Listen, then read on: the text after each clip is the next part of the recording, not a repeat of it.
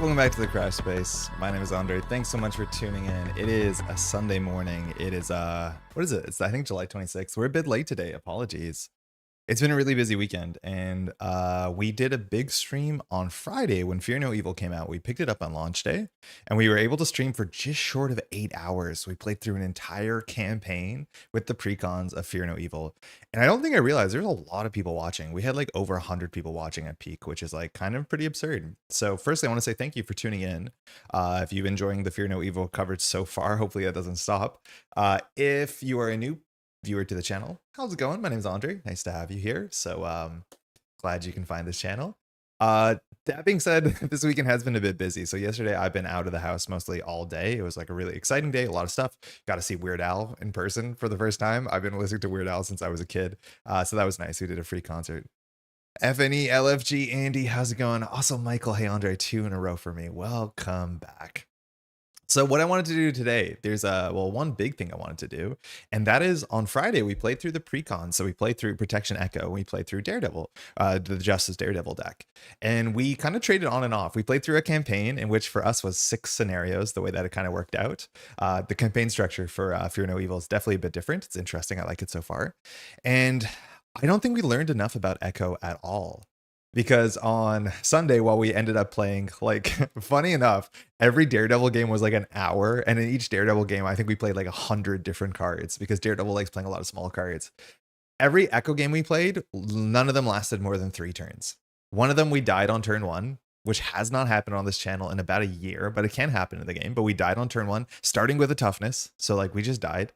And then every other game has been less than 3 turns in which like the villain just dies. So we don't know all of her cards. Like we did not get enough. Like we learned a lot about Daredevil. And if you ask me to build a Daredevil deck, I can, it's fun. It's interesting. But like, I've never played most of these cards because the game was just over in 3 turns. So we haven't learned enough about like what Echo is about. So today, while Daredevil might be the one that more people are excited about, I think we wanted to spend some time to dive into Echo and try out like the solo Ronin thing. If you're not familiar, Ronin is, where's our thing? It's here. Ronin is this new card that says that if you control no allies, you have +1 defend and +1 retaliate, which is nice for 1-cost card. That's good. And when I play protection, I generally play as few allies as possible. And funny enough, the allies we do play are generally, and while you can use them to thwart and block every once in a while, things like Brother Voodoo that search for an event card, or I think Jocasta is another great example. Jocasta squirrels away a defense event for you to play on a different turn. Now, Echo can have all that text. Echo can squirrel away a defense event for another turn. So in theory, even like the utility we play off of our favorite protection allies is kind of given to us by our hero kit, which is kind of cool. And I think Echo is actually going to have a lot of different depth of like, how do you want to play her? Do you want to play a lot of cheap, small cards? Do you want to play a lot of bigger, expensive cards? You can make cost 0. It's interesting. So today we're going to definitely like force the issue and try and play an Echo game and try and learn on expert difficulty. Mind you, we played standard on Friday, what Echo can do and what sort of interesting deck building decisions we can make and how good is playing true solo in true solo. As much as Daredevil is just a messed up ally with his team up. I mean, the team up has been the biggest issue, I'll be honest. For those who watched the games on Friday, we drew the team up and we played the team up twice. And the team up does like 16 damage, 12 damage, which in standard wins the game pretty quickly. So that's kind of the issue. I'm more excited about Protect, to be honest. Void, about Protect, what do you mean? I'm going great. I'm loving Echo and Daredevil so far, albeit I played neither in solo, but I'm loving Echo more. I was really excited. I added some cards to the table, but like my partner and I, we haven't played through a Marvel Champions campaign in a while because Civil War was not conducive to that. And so like I'm super excited for me to play Daredevil and to give her protection because she likes blocking and she likes playing events or replaying events. So it's going to be really, really nice. I think it's going to line up really well. That being said, we have to change this deck for full solo because Echo is going to have a thwarting problem if you play like full defense. But yeah, I'm really looking forward to playing through the campaign with my partner. Hey, Anton, how's it going? First time I'm able to watch you online. Just wanted to say that your content is credible. Thank you for the kind words. Thanks for taking the time to leave that message. Glad you're appreciating it. It's been a really exciting time, so it's like very obvious how excited I am or enthusiastic I am about this box so far. I don't think she needs 3 copies of events at all, and having a wider range, a Swiss Army knife approach. Yes, Andy, I'm into that. So I think that's one of the cool things with Echo. And normally at the top of this video, we'll have like a deck that's already built, but we're going to do a bit of building together. And I think today we're going to be like playing a game, iterating, playing a game and iterating and finding something we like. That being said, before we do that, I'll explain what I am concerned about for Echo, what I think she can do really well, and then we'll try and figure something out on the way. Andy said about using her as a toolbox, and I think that's totally true. Like that's what I'm actually very excited to do with Echo is play a lot of weird one-ofs. Because she can play weird one-ofs, because she has ways to search her deck and discard pile for these one-ofs. So for instance, this ability of Maya Lopez's ability, Practice Makes Perfect, it says interrupt. Also, I do want to say apologies. Some of these scans are still really low res and some of the scans are missing. That's just kind of how it is early on. So this is the one from FFG's website and it's like 7 pixels by 12 pixels. So it's a bit rough, but honestly, it's probably not that bad. The shadowing gets a bit broken because it's a low res image and the shadowing is based off of the resolution of the image. Whatever, problems I care about. So this is interrupt. When you change to hero form, search your deck for an aspect or basic event and add it to your hand. And while in protection, you can jump down, up, and down a lot by playing like ready for a fight. This means when we jump up from alter ego to hero form on turn 1, we kind of have a 7-card hand size. And so using that as like a toolbox is pretty cool. And then I'm like, wait, shouldn't we always just play one assess the situation? Because on turn 1, there's some turns where we only have 1 card left over, which means we can play assess the situation, tuck it underneath us, and then we can replay it in the future. Whoa. And that's a really big thing is because she has this card photographic reflexes, and photographic reflexes allows you to replay a card underneath you. Now, when you replay it, this cost is reduced by 2, which for assess doesn't really matter. But ultimately, like there's some turns where you just have an extra photographic and like you can just kind of start the next turn with 6 cards in hand. I don't know. This is the sort of thing I'm thinking is like we want to play really toolboxy, and that's why I have a lot of these cards at the bottom that are maybe one-ofs or things we should consider that are like interesting toolbox cards you can add as tools to your toolbox. So we'll see how it works out. Hey, Exit, I'm starving for aggro cards. Can't wait for Electra. I think we can tell at this point that Electra is going to be aggression, probably. She's going to have an amplify icon or care about amplify icons because she's going to be villainous, which means that she will get extra boost cards, or sorry, a boost card whenever she activates. So you can't tell how much damage she's going to do. And I have no doubt she's also going to come alongside some of the aggression cards. Let's say if you do exact damage, if you're a martial artist, you get some sort of benefit. So then you're going to be using her cards kind of like Scarlet Witch to try and like, get a hold on the randomness of what the top of the deck will do. I think it's gonna be really cool. My favorite card design from the DLC is Cop Minion. Me too. Oh my god, Cop was the coolest thing. When we opened the police set and we drew a cop and we're like, wait, this is the coolest thing we've seen.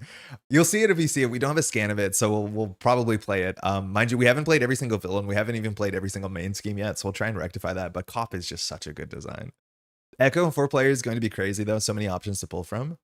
Oh yeah, that's like another big thing that I don't even consider, and that's kind of the unfortunate thing, but at least she seems super functional outside of multiplayer.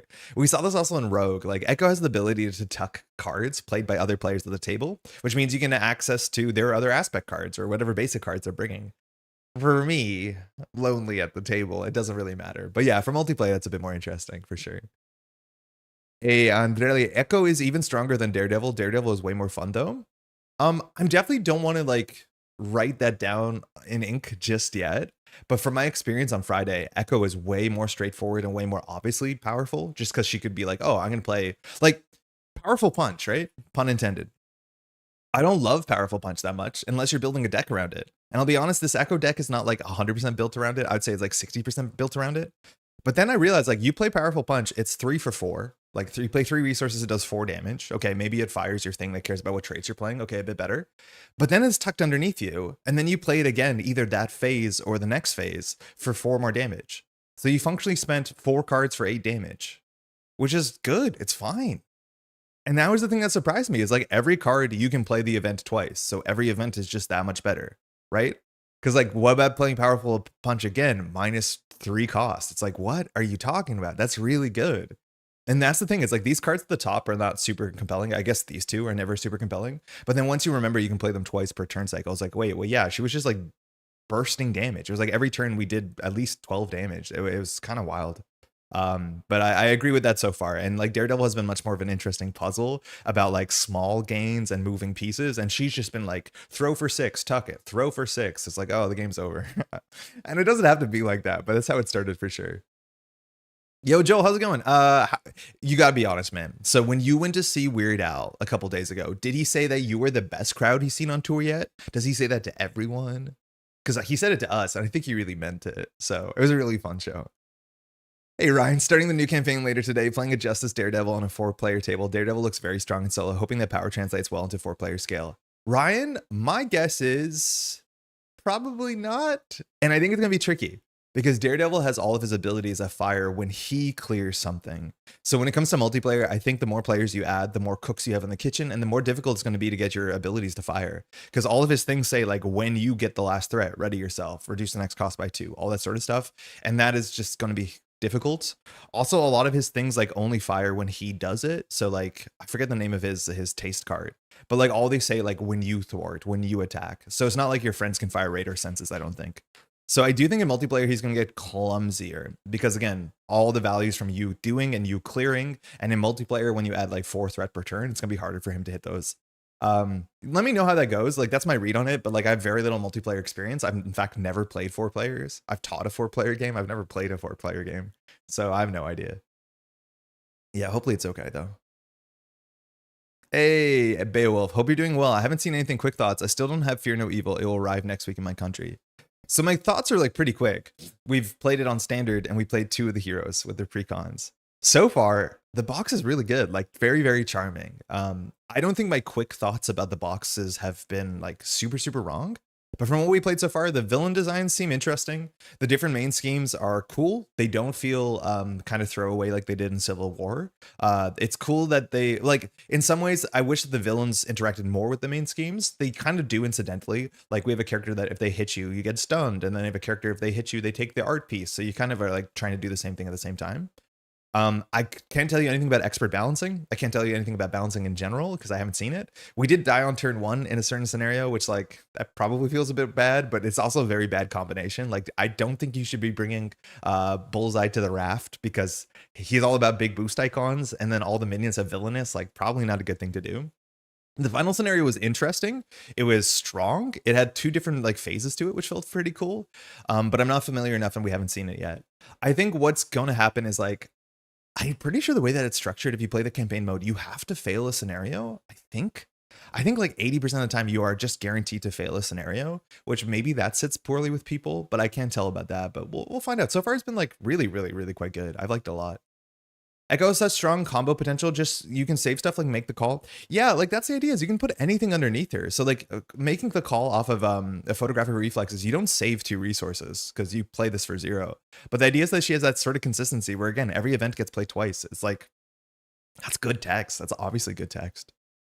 Strong Magneto level or which level? I don't know. It definitely didn't feel like Magneto, but it felt like it was presenting 2 different problem sets to you.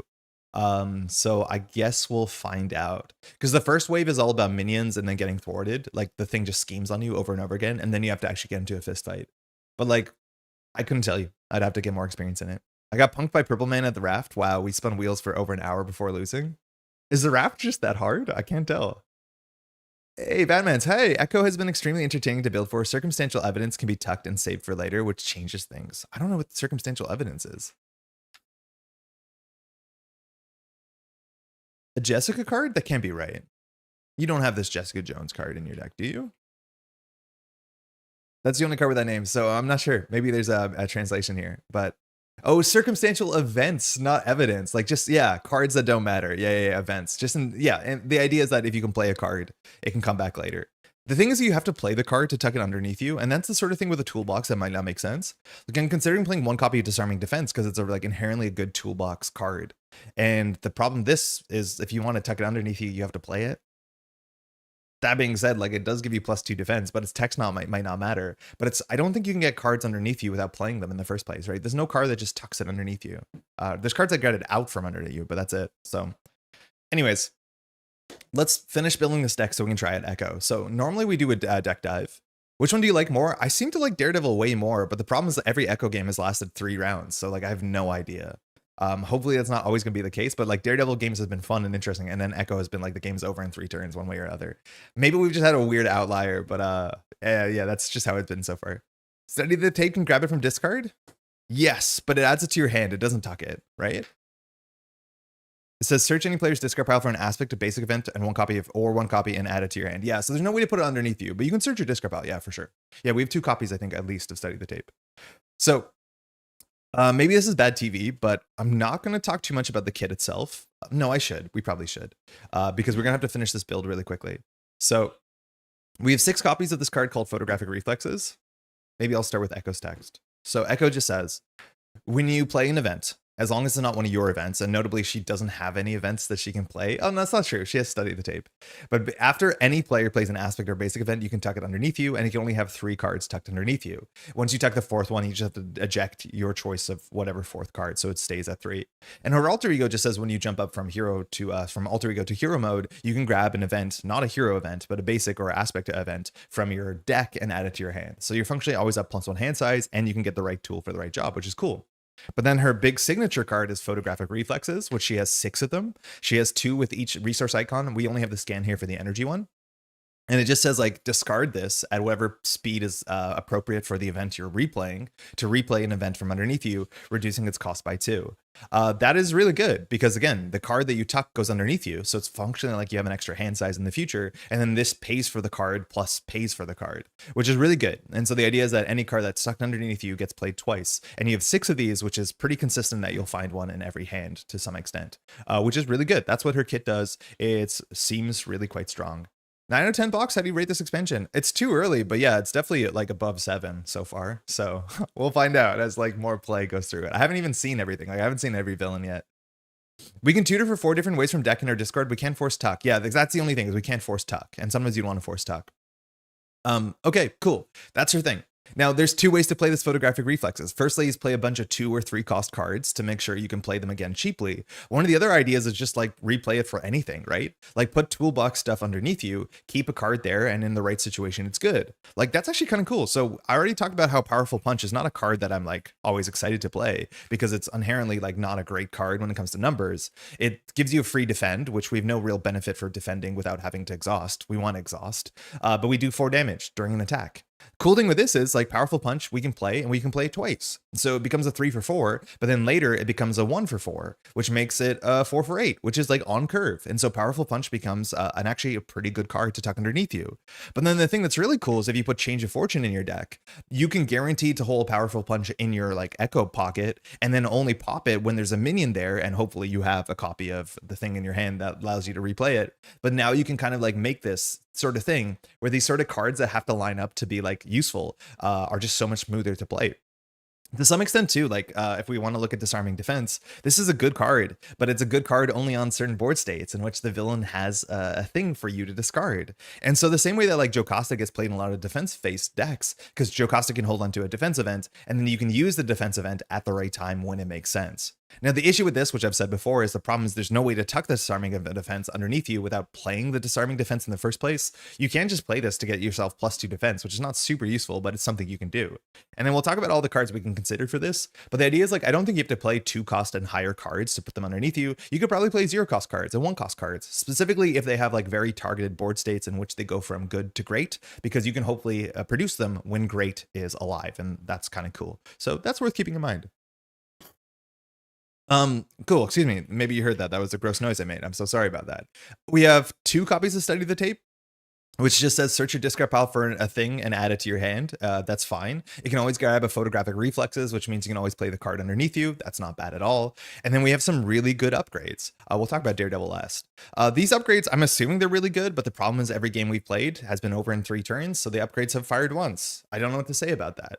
Maybe that's a standard problem. But Echo's Katana just gives you some free damage based off the cost of your event, so you're kind of incentivized to play more expensive events. We're playing, 2 to 3 cost events. That's pretty good. Notably, this does exhaust, but it does do free damage, which is good. Improvisation seems to be her most important piece to get down consistently. No, that keeps happening. I'm sorry about that. This card says after you play an event, if it has the following traits, and then based off of the traits, they do things that you wouldn't expect them to do. Attacking kills, defense removes threat, thwarting deals 1 damage. And what's really cool with this card is like you can play a lot of defense events. And the issue with playing defense usually in solo protection is you don't thwart a lot. So now you can thwart a lot while defending, which is really cool because this card doesn't exhaust. Also, all your events will trigger twice, once in your hand and once from the Echo Zone. So like you get double value from this. You also heal if you're just in an aggro deck, so you can play aggression and just send face and heal incidentally. And if you're thwarting, you also get damage. It's like really nice that the rock, paper, scissors chart is kind of shifted because all of these things do the thing that they don't do. Defense does threat. They don't normally do that. Thwarting does damage. They don't normally do that. And attacking heals, they sometimes do that, but it's nice because you're going face. So why not get some healing? We have muscle memory, which I think is probably better when you play a lot of cheaper events, but this also does have this like sort of pseudo unhealthy recursion loop where if you have like a really busted event, you can play it, you can tuck it underneath you, you can use muscle memory to grab the card underneath you, play it again, tuck it underneath you, and then play it with photographic reflexes. So it's really easy, even if you don't have photographic reflexes, just to play the same event every turn. Again, when your turn starts, you exhaust this, you go up to 6 hand size, you play that event, you tuck it, next turn, you add it to your hand, you play it again. And so every turn you can play the same dang clobber over and over and over again if you want to, which we're not the sort of deck. This is if it's the first card you have played, and notably firing this is not playing a card, of course. Choreography is also like kind of busted. Like a lot of these cards have these like very, very tight recursion loops that I think is one of the big reasons why we experience these really short games. This is exhaust this card as an act shuffle, one aspect or basic event from your discard pile into your deck, and if you're an alter ego form, draw a card. Daredevil has the exact same card functionally, but with a slightly different clause of what it can shuffle in. So for this, what we did is like we played a really strong card, we played our team up, then we would jump down, we would shuffle it back in our deck, and then we would jump up, we would grab our team up back. We would tuck our team up, we'd play our team up twice, then we would jump down, we'd shuffle this into our deck, we'd jump up, we'd grab our team up, we'd play our team up twice. Like that sort of recursion loop is incredibly svelte. So there's like a bunch of cards that if you get really change the power level of what she can do consistently. So yeah, it's a bit much for sure. Her upgrades are all so much fun, but I forgot to fire improvisation often. I guess I have to play her more. That's a good problem to have. Yes, it's a good problem to have. And it's fun to end the game to be like, wait, I left so much value on the table, because then you just want to play her again and figure it out.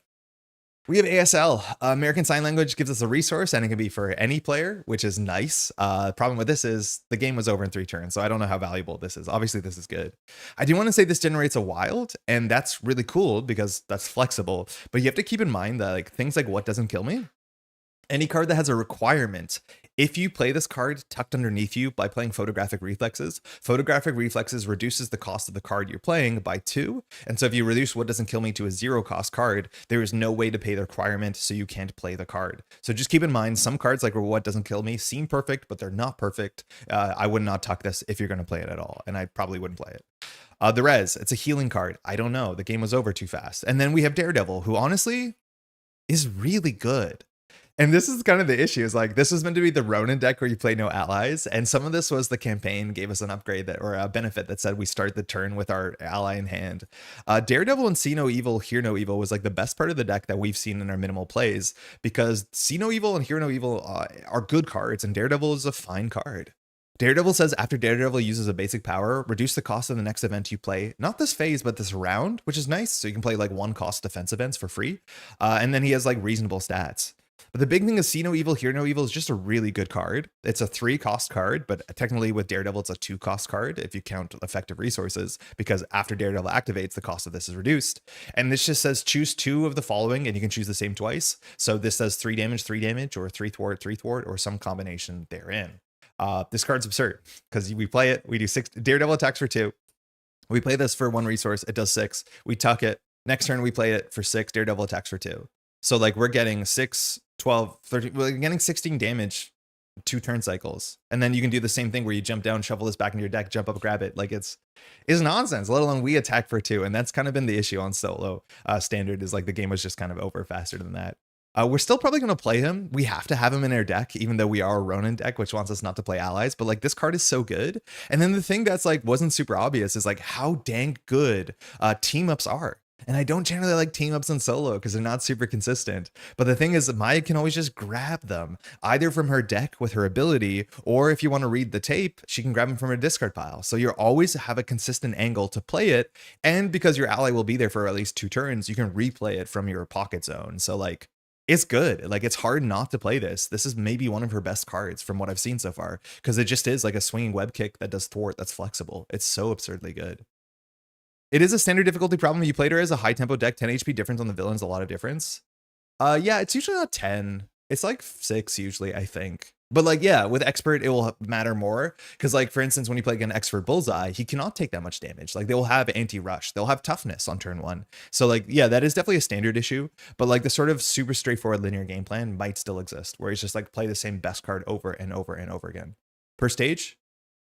No, I know. But like, the difference between 1 and 2 is usually about 3 points. And the difference between 2 and 3 is usually about 2 to 3 points. So it's not 10. I think it's closer to 6 or 7. 3. Oh, yeah, you're right. No, but the stages themselves are bigger. Yeah, no, you're totally right.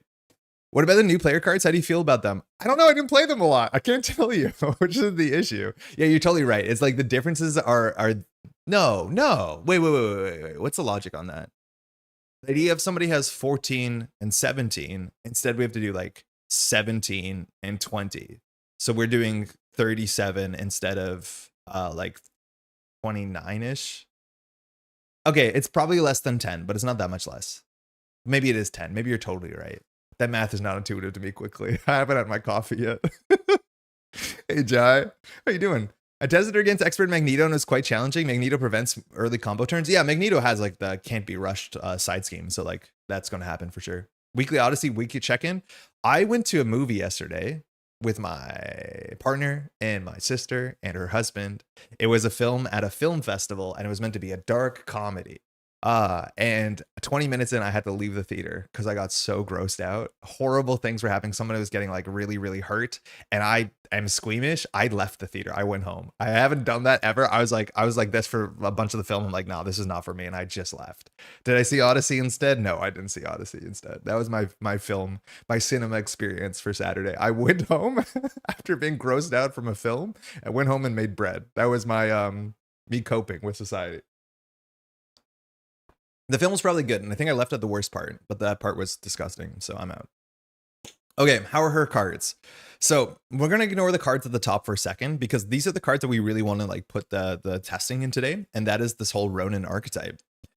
Ronin is this new card that's pretty interesting. It's a 1-cost card that gives you +1 defense and retaliate, which is over curve. That's really good. It's hard to get like flat retaliate in the game in protection without having some things that you have to be doing. Like there's some restrictions, but notably this is also the same cost as Armored Vest, which will put us up at 3 defense. Notably, she's only a 2 defense statted hero, so she's not like necessarily forced to play defense. In fact, she probably might be better in other aspects, but regardless, we can get up to 3 defense with 1 retaliate, which is pretty good. She also shows up with innate reflexes, which I've already spent a lot of time talking about. Like, I'm not super jazzed about this card. I don't think I really want to get our defense up to 3 on turn 1 all the time, but we do have an extra hand size when we jump up, so it's slightly less expensive because we can go grab an event. So we have a functionally like a 7 hand size, so spend 2 cards on this, it's fine.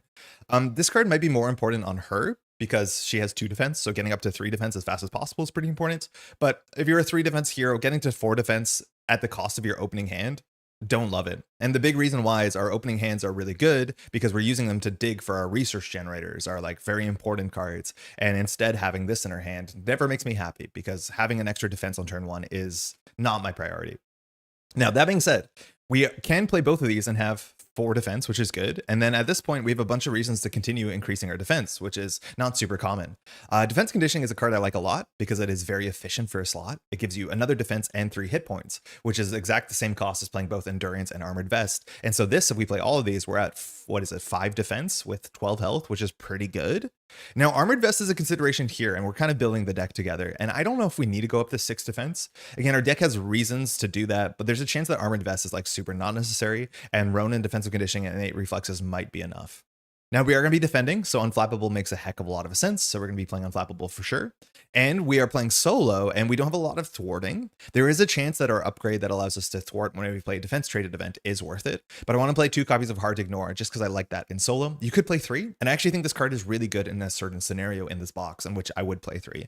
You know what that scenario is probably, but this is probably like the basis of the perfect defense package in which we get our defense stat up and we defend. And whenever we defend, we remove 2 threat, we draw a card, we do retaliate 1. We will eventually win. Eventually. The issue is that this doesn't do anything with the table. It doesn't deal with minions. It doesn't deal with thwarting. Well, it sort of does, only off the main scheme, but not off side schemes. So this is like a very vanilla package, which I think we're going to start with this to see if we can play like full solo defense. Now, importantly, we're the only character on the table. So if we get attacked twice, that's an issue because we can only defense once per phase. And so Standalone is a new card that came in this. There's 3 in the pack. I think there's a chance you actually could play 2. I think I'm going to play 1. It is only 1 max per player, but you want to find it sooner than later. And it says when an enemy attacks you, if you do not control any allies, exhaust this to ready your hero, which is really nice in a couple ways. Firstly, if you get double activated by the villain, you'll be ready. Secondly, if you get attacked by the villain, you can exhaust. If you get attacked by a little puny minion, you don't care, and then you're just ready. Don't have to defend the villain, the minion. Notably, we're going to be knocking out minions at instant speed, so that's like a really nice way just to be ready. And we kind of do just want to be ready into the villain phase because of this card, the best defense, that I'm not really sold on, but we'll figure out if it's worth doing anything with. But yeah, we're definitely going to play this because it's a nice way to get free readies or really cheap readies. Because again, this card costs 1 and it does not exhaust. Oh no, it does exhaust, but it does not discard. Like it's there on the table forever. So if you ever thought about Indomitable, this is less flexible than Indomitable, but it's a permanent Indomitable. Then finally, Change of Fortune. The reason I want to play this is we will probably play Powerful Punch. And this says if you defeat a minion during the villain phase or any enemy during the villain phase, draw 2 cards, which is really good. We will have Retaliate 1, which does go somewhere. But Powerful Punches are okay enough cards. And in this deck, we can play them twice. So we can keep one in the Echo Zone. And once there is a minion, we can ready ourselves with Standalone, knock out the minion, draw 2 cards, which seems good. So I like that. Now, these other cards at the top, I'm not totally sold on them, but again, we have to remember they do get better when you play them twice. And In Harm's Way is one of the few cards in the game that actually cares about us scaling our defense stat infinitely. This says increase the cost of this by 1 for each ally you control. So ideally, we don't have any allies and we're playing this for 3. And it says deal X damage to an enemy and remove X threat from a scheme where X is your defense. If we start on turn 1 with 3 defense, this is 4 resources for 6, but a split 6, which is okay. But as soon as we get our defense up to 4, this is 4 for 8, which is like the gold standard in this game. That being said, I don't think this will always be the gold standard because when we're playing solo, there's a bunch of turns in which there is not 4 threat on a single card. If we draw a side scheme, this is really good. This doesn't have to be the main scheme, but a lot of times if Heart Ignore is on the table, there's not that much threat to deal with. So like, I don't honestly know if you want to play 3 of these because it's an okay card, but it doesn't seem like to be the best card. This is cool that it fires attack and thwart, so we can do some healing and some damage, I think it is, as well when we have our improvisation. So the card's like not bad. And of course, when you play it again from your Echo Zone, it only costs 1. So it's like really, really cheap at that point. I think we will try 3 just to like learn something about the card. But I do want to say like the idea of like, oh my God, we cleared 8 is like possible. I just think on a lot of board states and solo, there's not obviously 4 threat in every place. The one thing that we have to watch out is usually in protection, you do play some amount of allies and not a lot of allies. And I do want to say that even if you play Ronin, you can play Nick Fury, you can play small allies, you can play Professor X, and it might actually be right as much as we're going to try not to. Because you play Professor X, you get the confused, you block with Professor X, and then by the time Ronin actually matters, you have no allies. So you can play allies, you probably should. Nick can be a bit ugly because if you draw with Nick into any of the cards that get more expensive for having allies in play, Nick feels a bit worse. But at least Professor X is like totally fine. You can play allies. Maybe you should. But the big thing is protection. We use our allies to thwart. And that's one of the big problems is like, if we are exhausted because we defend every single attack, we probably will have a thwarting issue. So we have to keep that in mind. And that's why maybe get their attention is good. This is kind of like very powerful punch coded. It is way cooler in multiplayer where basically the card text and the theme like are so much more relevant. This says when an enemy initiates attack, you play this so you become the defender because you played a defense traded card and you remove 3 threat from a scheme. This is 3 effective resources for 3 threat, which is really quite bad. So you need this to fire a defense traded trigger and a thwart traded trigger. And you want to be taking an attack off of someone more vulnerable in multiplayer. In solo, like, oh God, I'm not going to be excited to play this. We have to keep in mind that this will eventually be a 4 for 6 threat because when you play it again from the Echo Zone, you spend 1 card to play this for free. So it's like a bit better. Yeah, but like ultimately I'm not super stoked. This is the one card that I probably wouldn't play 3 of, but we will play 3 of to see how we feel about it. The best defense is good on someone no thwart like Hulk. Oh yeah, for sure. There's a couple cool ways to use this that we're not really diving into. But In Harm's Way is also really cool in Hulk because it is a way that Hulk can inherently actually now thwart, which is not very easy to do. In Harm's Way and get their attention, thwart aggressively. Your defense removes 1 threat. I think you package thwarts too much. With Hard to Ignore, there's a chance that this won't be necessary. But the thing is like this can not go off this can go off the main scheme. These can't.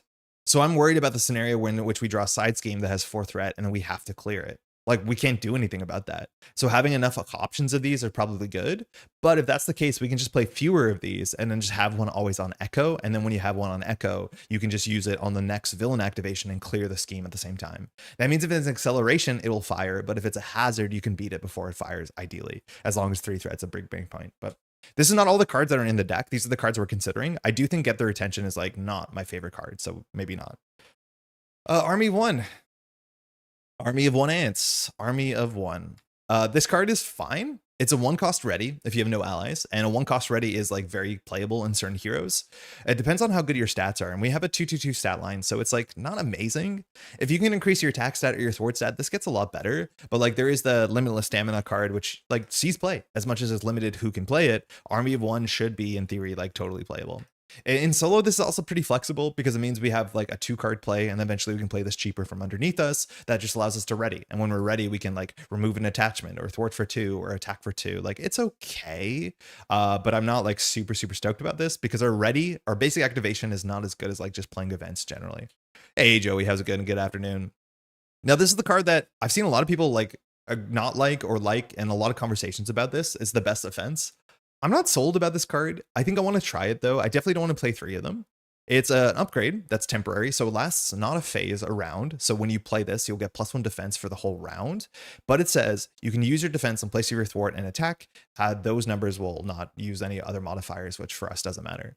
So the idea is that when we play this, if we have like our 5 defense trait, we can now thwart for 5, attack for 5. The problem with this card is if we defend it in the villain phase, we're exhausted. So this is nearly useless. So this is good with readies. This is also good in theory with like stun and toughness. And I think that's what I like about this more is like that one of the awkward things about playing Desperate Defense, or is that the other one? What's the one where it has Miss Marvel on it, which is +2 defense, and if you take no damage, you stun? Like those cards are kind of awkward because if the villain is stunned, you don't trigger like your unflappable, hard to ignore, retaliate package. None of that works. But then you're kind of just sitting there with like this massive defense stat that you can't actually like weaponize. So the best offense is a nice way to be like, okay, on the turns that you don't have to defend because you had a toughness or a stun, you can start using your stats. I think that's fine. I honestly think this card is like the sort of card that you'll draw in a hand after you defended and it'll do nothing. Or like you play this to get +1 defense next round, which probably doesn't matter because you have 6 defense. Now we do have cards that scale with our defense. So having more defense is technically better. Yeah, never back down. That's it, right? So the idea is like if you could play never back down on the next turn, you can play the best defense, and admittedly, maybe half its text doesn't matter. But yeah, that is what it is. I've said this many times before, but also a lot of times you have to think of this like, oh, this card allows us to thwart for 5. That's amazing. But no, it allows us to thwart for 3 sometimes, because the only thing that this does is it doesn't give us 5 defense. It gives us 5 thwart. It gives us +3 thwart, because all that matters is the delta between your defense and your thwart, or your defense and your attack. So I don't know. I honestly don't like this card. I don't think I'll like it. I think there's certain decks that can use it. Again, shout out to the Hulk. The Hulk definitely wants to be using this because it means he can thwart at all on some board states, and that's cool. As much as Hulk doesn't actually like defending. So this is a weird like 2-cost thwart for 4 instead of attacking, which is expensive. Like anytime that you're moving around the abilities on your basic activation, it comes with a huge cost, which is you didn't do the thing that your deck was good at anyways. Instead, you did something else. So I think I'll try 2 of these, and I'll try 2 of these just so that we give it a shot. But I'm not sold on this. Hopefully we learn something about it. The scan of this is really desaturated compared to the card. The card is way brighter than that. Maybe that's the screen. Okay, other things. We have 3 resources, Genius, Energy, and Strength.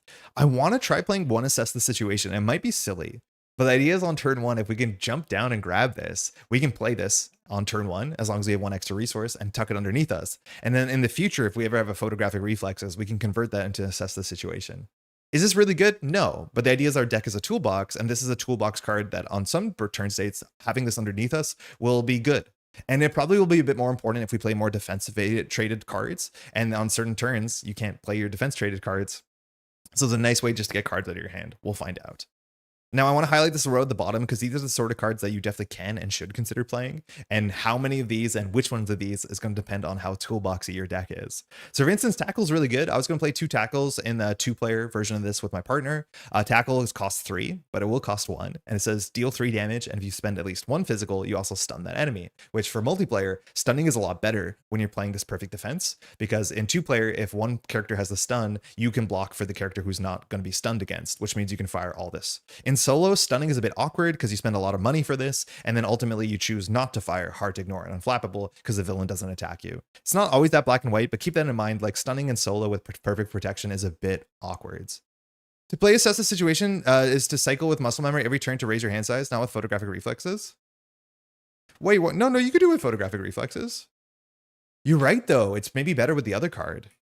So I haven't played the other card, so I'm not actually sure about what it is, but muscle memory just allows you to replay it over and over again.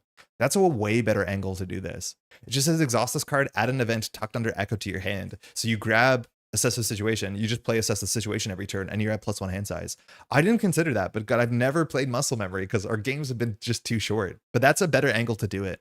You can play this with photographic reflexes again if you want to, if you need to, and you just throw this out, and you get +1 hand size. So you basically just have 7 copies of assess the situation if you want to play it like that, which I wouldn't recommend playing every copy of assess the situation. But yeah, that's a way better angle for sure. Hey, Bicycle, from my experience, the best defense is great in the late game with 5 or 6 defense and ready. It helps you burst the villain with a low damage deck. Yeah, that's actually a really big thing. Our deck has no big damage besides the card that we are constantly looping. And so I can't tell if we need to add more damage or whether we just want to loop this card over and over again, which we seem to be capable of doing. But yeah, maybe that's a thing that we want to do, is have one of these for the mid to late game. The problem with this card, though, is you can't tuck it, and it's a card that you play it now or you don't play it because it's an upgrade, but kind of it's more like an event. And so there's turns that you're going to draw this where it's useless. So like, I'd rather actually play an attack event because I can play it and then tuck it and keep it for where it matters. There's no way to store this for a better board state, which is a bit awkward. Tough makes things like get their attention, powerful punch great. I love the hard knocks with Echo. Yes. Yeah, I like toughness a fair bit with Echo because best defense get better, but then these cards get better, particularly multiplayer, where you'd be like, I have a toughness, attack me, I don't care. Speaking of that, we'll just skip this card. Taunt. Taunt is probably actually pretty good. We have the other art for Taunt here, which looks a bit more like this. And Taunt just says the villain attacks you, other characters cannot defend against this attack, draw 3 cards. And you can play Taunt twice per turn, which is maybe a bit deadly. But the big reason why to play Taunt is in solo, standalone probably is not going to fire super consistently. But with Taunt, standalone is free. Because you probably will be exhausted, you probably defended, and then you just say Taunt, you play it, you ready yourself with standalone. You can choose to defend if you want to, you don't have to. And then you just draw 3 cards, you tuck the Taunt, and then you're ready to play it on another turn to fire standalone again. So like, I think Taunt should at least be a 1 of in the deck. And the idea is that we toolbox it when and if we need it, because with standalone, it's like such free value, which is so cool with Echo that you can make Echo as a toolbox. Are you doing an expert campaign? Yamcha, how's it going? Probably not today because we're already starting late. We're probably going to play like 3 different villains, but usually campaigns take about like 5 hours. So it's something that's a bit more reasonable for Fridays than it is for Sundays. So today is more about like discovering Echo and like tuning and testing the deck. And then we'll hopefully come back to do a campaign, I'm assuming next week. It's an event without the benefits of being an event. Yes, which for Echo seems a bit expensive. It plays like an event, but it's not an event, right? If your evaluation of the best defense gives you +1 stat during the player phase, as you said, more if you boost your defense, but also +1 defense during the villain phase, it's minimum 2 stats. Yeah, but it's only if those stats matter, right? Like at some point, increasing your defense stat doesn't matter, right? Like if I defend the villain with 6 versus 7, it doesn't matter unless you specifically are playing also cards during that same round, like in harm's way, which is not going to consistently happen. Or we have a card here. But the thing is, like, defense stats do technically give you +2 stats, sort of, but it also is depreciating. Like there's this, like, you know, the value of increasing your defense stat is an exponential chart that goes the other way, right? It decays. Increasing your defense stat from 3 to 4, pretty good. 4 to 5, really good, because now you can perfect block. 5 to 6, mid. 6 to 7, garbage. 7 to 8, useless. 8 to 10, what are you doing? And you can make it worth something with in harm's way. But even the scaling on in harm's way at some point starts to stop scaling well, because doing 10 damage and removing 10 threat, I mean, it's still not bad, don't get me wrong, but removing 10 threat stops to matter. So like even this has like a weird limited scaling. In your scenario, if you have 6 defense, the best defense gives you +4 attack on thwart, and with an army of 1, it gets wild. Yeah, if you have all that lines up, sure. Like Army of 1 is a reason why best defense is at all playable that we have already, if you ask me. But you're also not using your defense stat in that scenario. So like we play 2 resources to attack for 4. But we have to be not exhausted, not stunned. Like it is so conditional that it is like the upsides need to be better.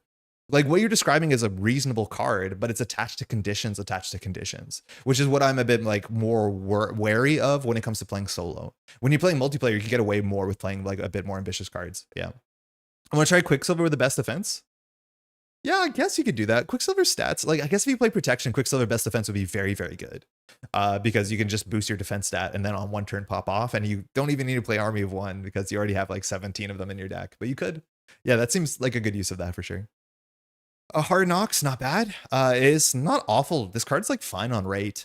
And the thing is that it's a bit of a conditional card. So if you play it once and tuck it, then you'll have it for when it matters. This deals 4 damage to an enemy, and if it defeats, it gets a tough. You're spending 4 resources for 4 damage and a tough, which is about 4 resources. And then when you play it again, it only costs 1. Like this card's surprisingly on curve. It never feels like it's on curve, but spending 4 resources to do 2 damage, that's worth 2 resources, and a tough is worth about 1 to 2 resources. So like surprisingly not bad. But yeah, we don't know if we have slots for that.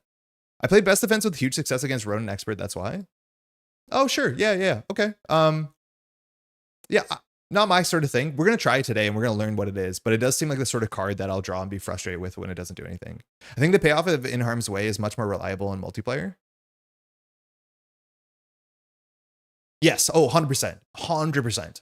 In multiplayer, there's almost always like 5 threat on a card. So like it's very easy for this card to be super consistent. In solo, there's a lot of turns where there's like 1 threat on the main scheme. And then this card becomes way worse. But in multiplayer, the scaling out In Harm's Way is also way more appreciated, I think, because there's higher damage numbers you need to get to, but also higher thwart numbers. I 100% agree with that.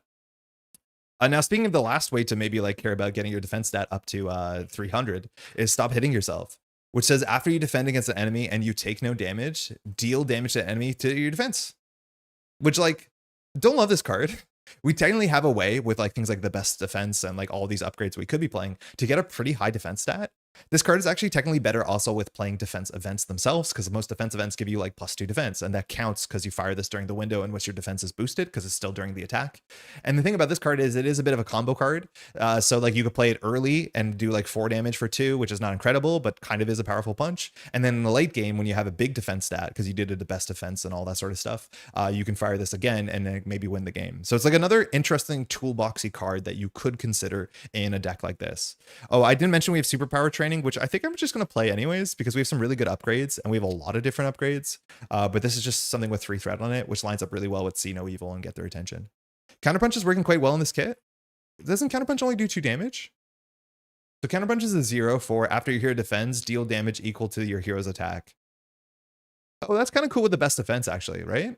I think that's maybe why you're bringing it up. But with the best defense, Counterpunch is quite neat. And Counterpunch inherently is a bit of a combo card where like certain board states it matters. Notably, Riposte is also a similar card if we want to build into like Change of Fortune. As much as Riposte has like scaling that is stuck, Counterpunch has scaling that can move slightly. Overwatch is identical to Stop Hitting Yourself for 2 cheaper if you just played defense last turn. Isn't Overwatch a Justice card? Yeah, sorry, Joey. Overwatch is identical to Stop Hitting Yourself for 2 cheaper if you played best defense last turn. I think the card name might be different. Might be unnecessary with this build, but you've considered True Grit. No, True Grit is also like only good if you play 3 best defenses. Because this says after your hero defends from an enemy attack, remove threat equal to your thwart. That's just 2. So we're spending 2 for 2, which is not particularly good. It kind of makes Get Their Attention look good. So I'm not really into it. It's nice that you can play it again and then you pay like 3 for 4, which is a bit better.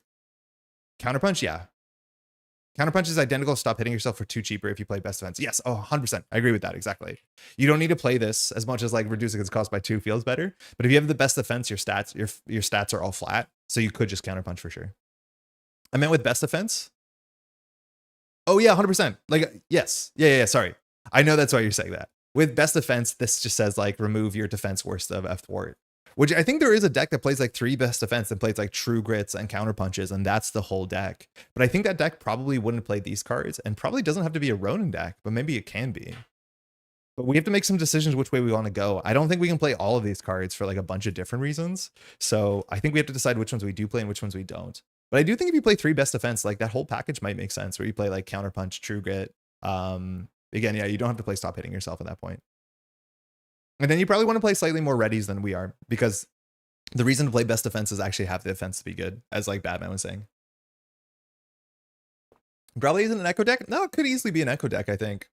For what it's worth, like all this defense package feels like a bit of an uphill fight because Echo only has 2 defense, right? Like her defense is not amazing, but you could play a character that starts with functioning 3/4 defense on turn 1 because of innate reflexes. So like you can do this in other places. The thing about her is she can make these like events that are only good on certain board states more consistent for best defense, which is good. We're on the same wavelength now. Yeah, it takes time sometimes, but I could see it. Yeah, I could see that a bit more. I just don't like this for the vanilla case. I think for this, you have to build around it for it to, at least from what I'm understanding now, this seems like a card you have to build around a bit more. Like, I don't want to just generically play this without it being a big part of our game plan because it is kind of clumsy. Okay, so I'm going to cut the cards that I think we definitely don't want to play. So I'm going to cut to Get Their Attention. I'm going to cut 1 best defense until we like start swinging into more in the future. I'll cut the tackle. I'll cut the hard knocks. I'll cut the Stop Hitting Yourselves. Disarming defense, I'm probably going to end up cutting because it like requires us to play us twice. Maybe we could try it. It's a toolbox card. So how many cards are on the table here? I'm going to cut the Armored Vest, I think. 3 for 5s, 8. 9, 10, 11, 12, 13, 14, 15, 16, 17, 18, 19, 20, 21, 22, 23, 24, 25, 26, 27, 28, 29. So we're currently at a 34 card deck or 44 card deck. We want to cut this down to 40 for sure. Power protection actually looks like it has enough hits. I don't know if it does. Because the thing is, like, you're maybe right because we have a couple cards that cost more than one. But ultimately, a lot of these cards get played twice for less. Like, we have defensive conditioning, which is only a 1 of, so that's fine. And then we have these 3, 4, 5, 6, 7, 8. With 8 cards, 2 power protection could make sense. You're not wrong about that. Yeah. The cards you've laid out are basically the same cards I used to modify your precon yesterday. I just hadn't considered disarming defense. I mean, it's like probably not amazing. It's a toolbox card. So it's like, if it's there, you have it. The problem is you have to play it. And I don't want to play it the first time unless this text really matters. It's cool that if you start with a villain with an attachment, you can just grab it on turn 1 and just like hold it, I guess. But if that's cool or not, I don't know. Hey, Mataver, I finished FNE on all difficulties and I have some very good and very bad thoughts. Ooh, do not share them just yet. You cannot poison the well. I've only played it on standard and I haven't seen everything yet, but it's an interesting box for sure. Okay. I kind of want to, like, the thing is, like, I don't think I want to play 3 In Harm's Ways, but it's a new card, so we have to kind of test it. And we, like, largely did not play it once yesterday. I think Get Their Attention might not be necessary.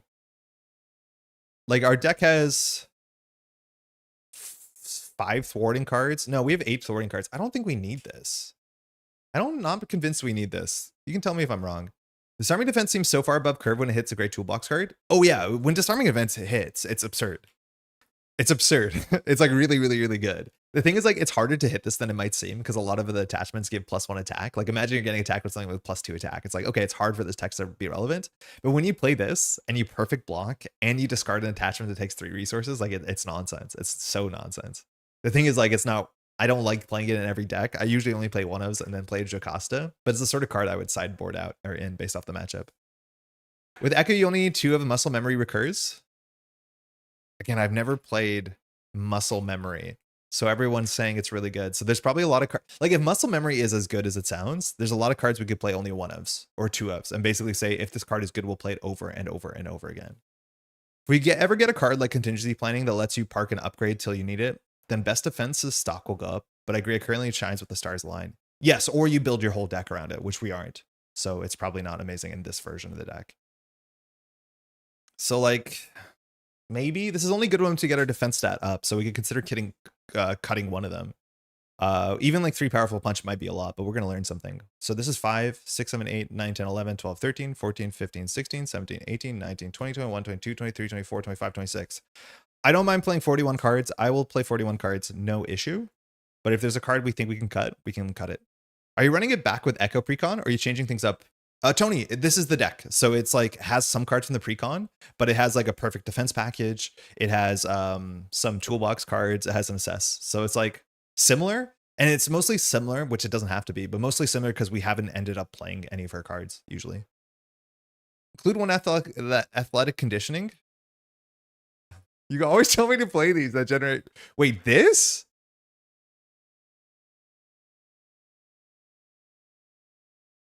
Interesting.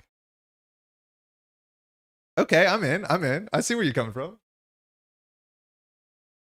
This? This has some of my least favorite art in the whole game. So this is what we're doing? Yeah, I'll take your... I see where you're coming at.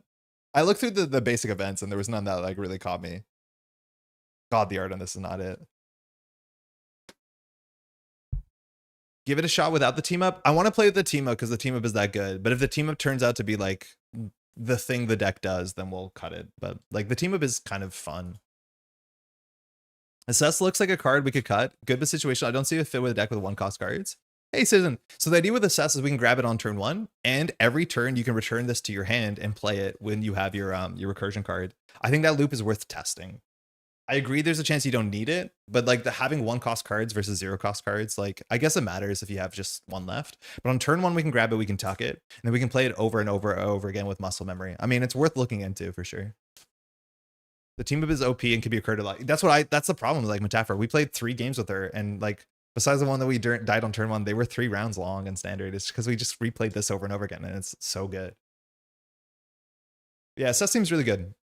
Okay, so now we're at 42 cards, so now we have to cut a card. 41 is acceptable. I will cut a I'll cut a powerful punch. Maybe we can play 2 of each one, because then when we have it, we have it.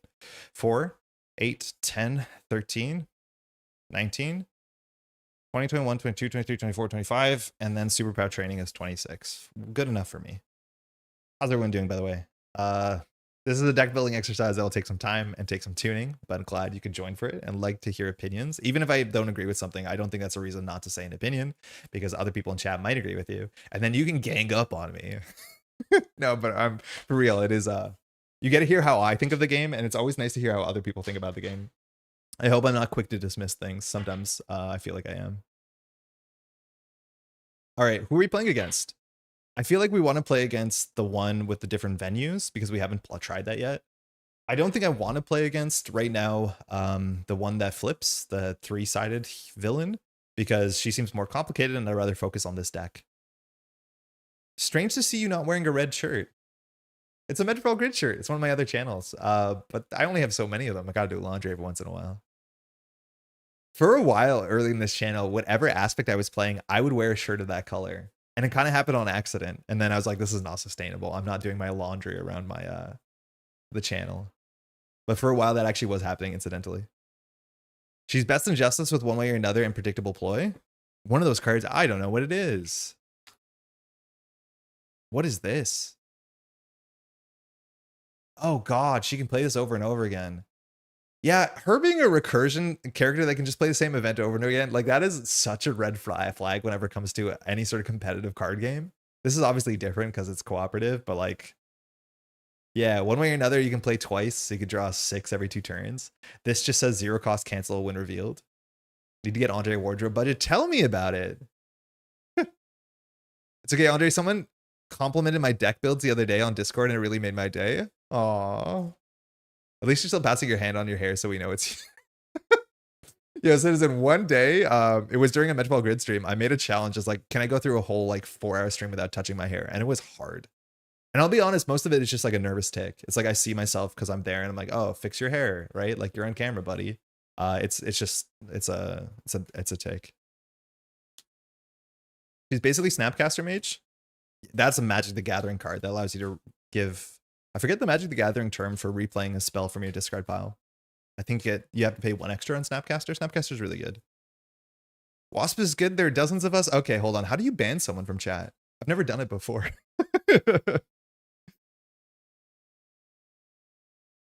All right.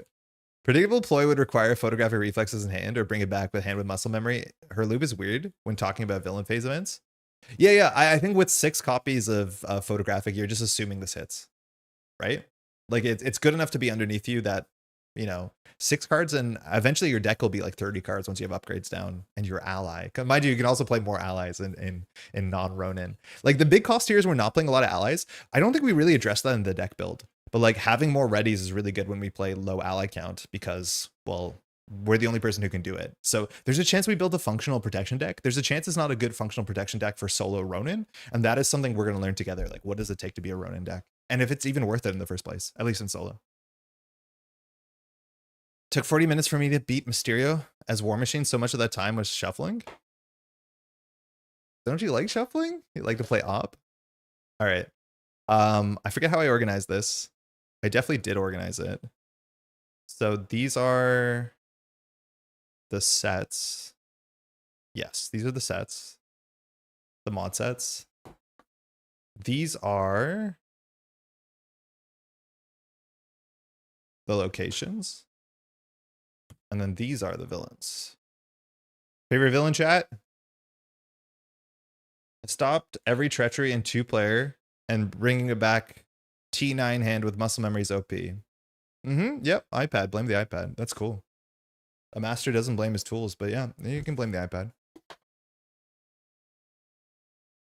Okay, so I think, I don't know, I'm cool to see Hammerhead again. We haven't played any of these on Expert. Hammerhead has a lot of minions. That might be good for us.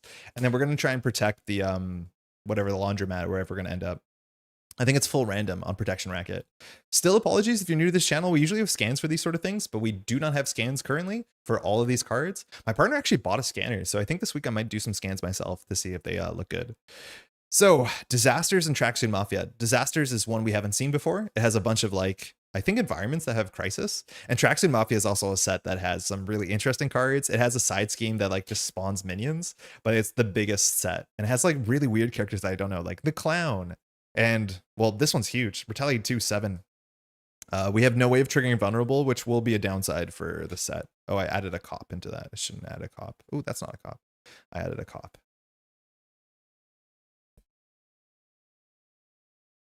Okay, 1 sec.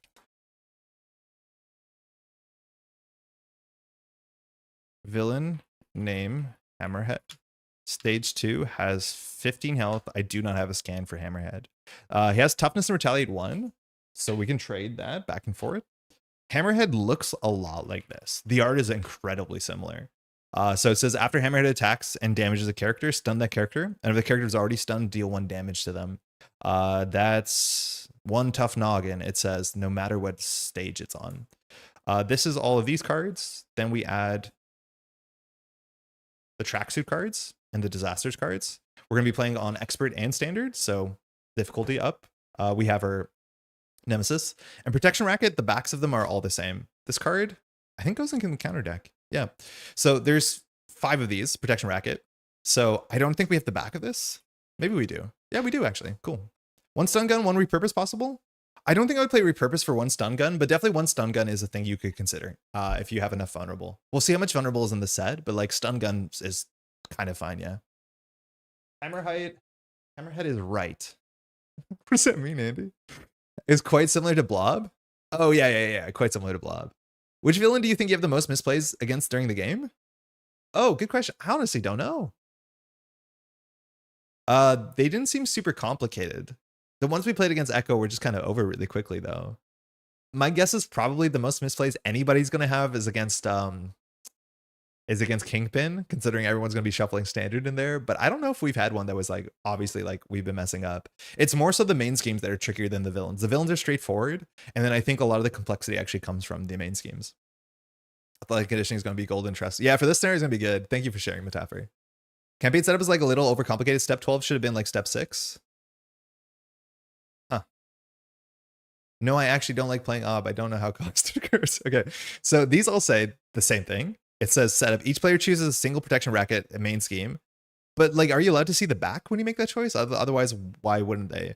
At random in expert mode, place it in the play area and flips it to 1 B side. Set each unused main scheme aside to play. So we're gonna roll a die. 1 is on left. 1 is on left. These will be set aside, and so we're gonna be fighting in a bull in a china shop. I think we actually have the scan of this one. So 10 threat.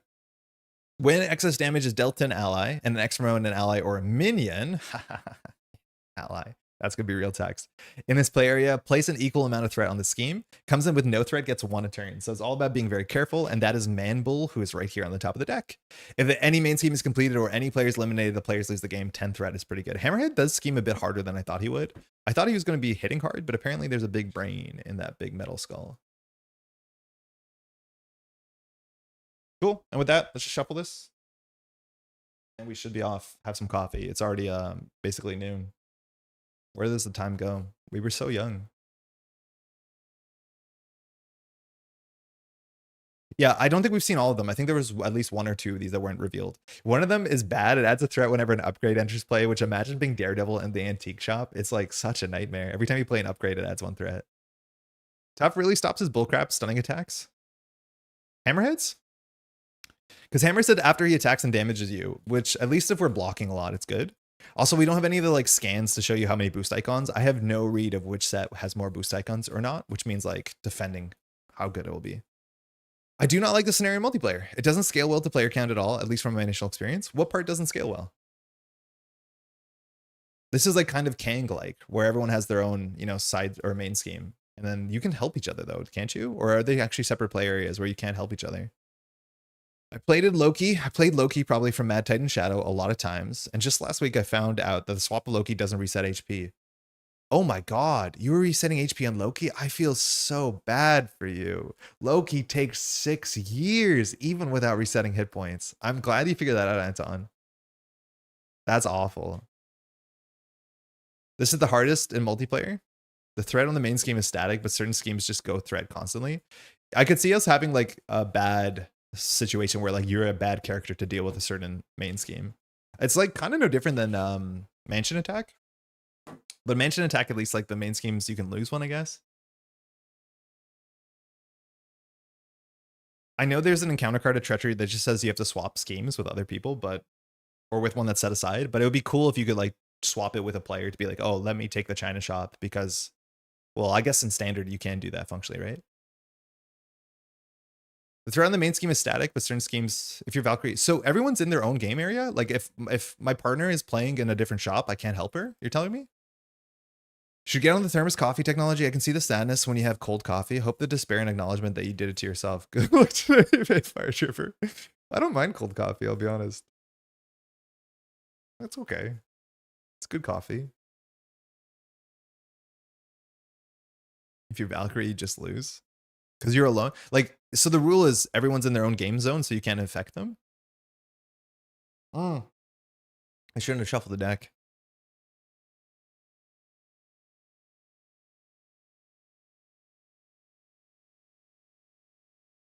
I think the upkeep of having to grab this card every turn is actually makes it mentally expensive. Hey Bardic, how's it going? Have you played against Electro yet? If so, did you reset her electric charge counters when you reveal stage 1 to stage 2? No, I don't think I did. I only played her once. It went pretty fast. You can thwart each other's scheme, but you're only affected by the shop you're in. Okay, so you can thwart and defend for everybody else.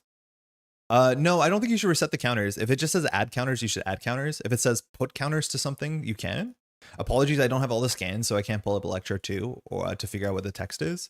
But I don't believe we reset it. I think we just added a bunch to it and didn't care because we jumped down to Alter Ego.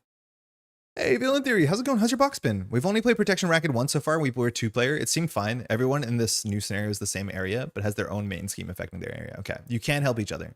Yeah, okay, that's good. Oh, my screen grab I took? Uh-oh. All right, here we are. So we're Maya. We have to remember we can grab a card from our deck. At minimum, assess the situation. Maximum, I don't know. The problem with this card is it has no resources on it, which actually did matter when I tried to pitch this to play a card, and chat was like, no, no, no. So let's figure out what we want to do.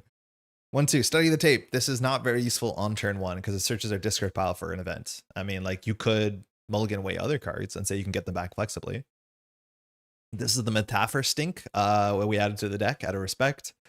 It'll be good eventually. I mean, Hammerhead does stun us, and tucking this would be good. The thing is, like, we can't legally play this if you're not stunned, so tucking it is conditional. Also, oh my god, that art. Photographic, also not super useful. In theory, what you can do, sorry, I need to fix that so it stops happening, is that you can play Assess the Situation twice and convert Assess and Photographic into 2 Assesses and start next turn with 7 cards in hand. Is that good? Not particularly. Ronin, okay, love that. Love to have our defense up to 4, which means we might perfect block Hammerhead if we get a 2 boost, which is pretty good. So that's already really good. This is exactly what we want. We can only get 1 more natural defense. In Harm's Way, again, a lot of board states where this does not hit its threshold, let alone we want to play this later, and that's 6 cards. So I don't think we'll keep any of these. We remember we can jump up, we'll have 4 more cards, and we can grab an Assess.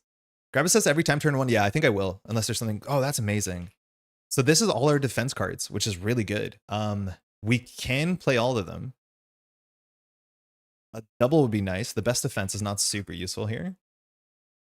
ASL, ooh, sucks to throw that out, but I think we'd rather get our defense up. That's what our deck is about. And our last card is a powerful punch. So we can play 1, 1, and then grab a card, play innate reflexes. I mean, we can't be upset about that. We're just fully setting up.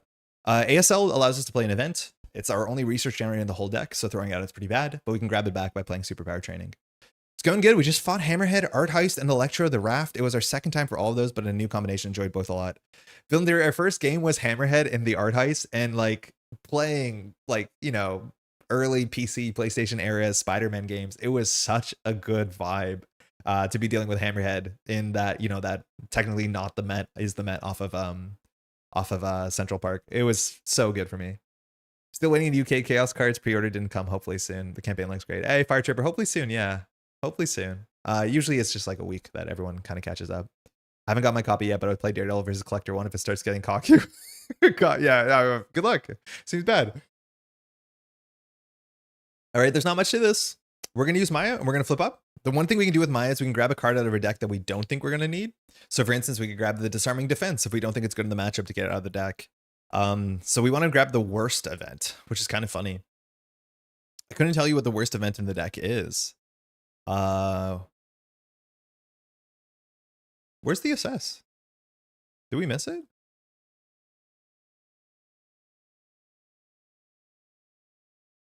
No, there's there. So I think we just want to grab an event. It has to be, again, a non-hero event. So it has to be a basic rare aspect. So like Army of One is still very flexible. Powerful Punch, this is our only other copy, I think. I don't think we are on 3 copies, and we definitely want to tape one down underneath us. So like it might just be an Army of One here. But we have to take an event out of the deck. We would have happily grabbed an In Harm's Way. Maybe we just grab the 3rd In Harm's Way. Oh, we don't have 2 In Harm's Ways. Oh, do we have one more? Yeah, we'll just grab that. That card is good now that we have our defense stat up, but maybe that's wrong. I think we're going to have to learn which is the worst card to take out of our deck here. And then nothing surprising here. We're just going to play all our cards. So we're going to play, excuse me. We're going to play Ronin. We're going to play Innate. We're going to play Defensive Conditioning. And after that mulligan, we are on 5 defense, Retaliate 1. Pretty damn cool. And we have 3 more health. This is functionally what we did in the first game we played Echo, and then we died on turn 1 somehow with the toughness. But like, yeah, we're just going to stack these together because they don't actually matter. But we have 5 defense, Retaliate. The Retaliate can hit the toughness. There's not much else we want to do. For the opposite of Assess, is there a resource positive event? I'd say Meditation, but that doesn't work with a flip.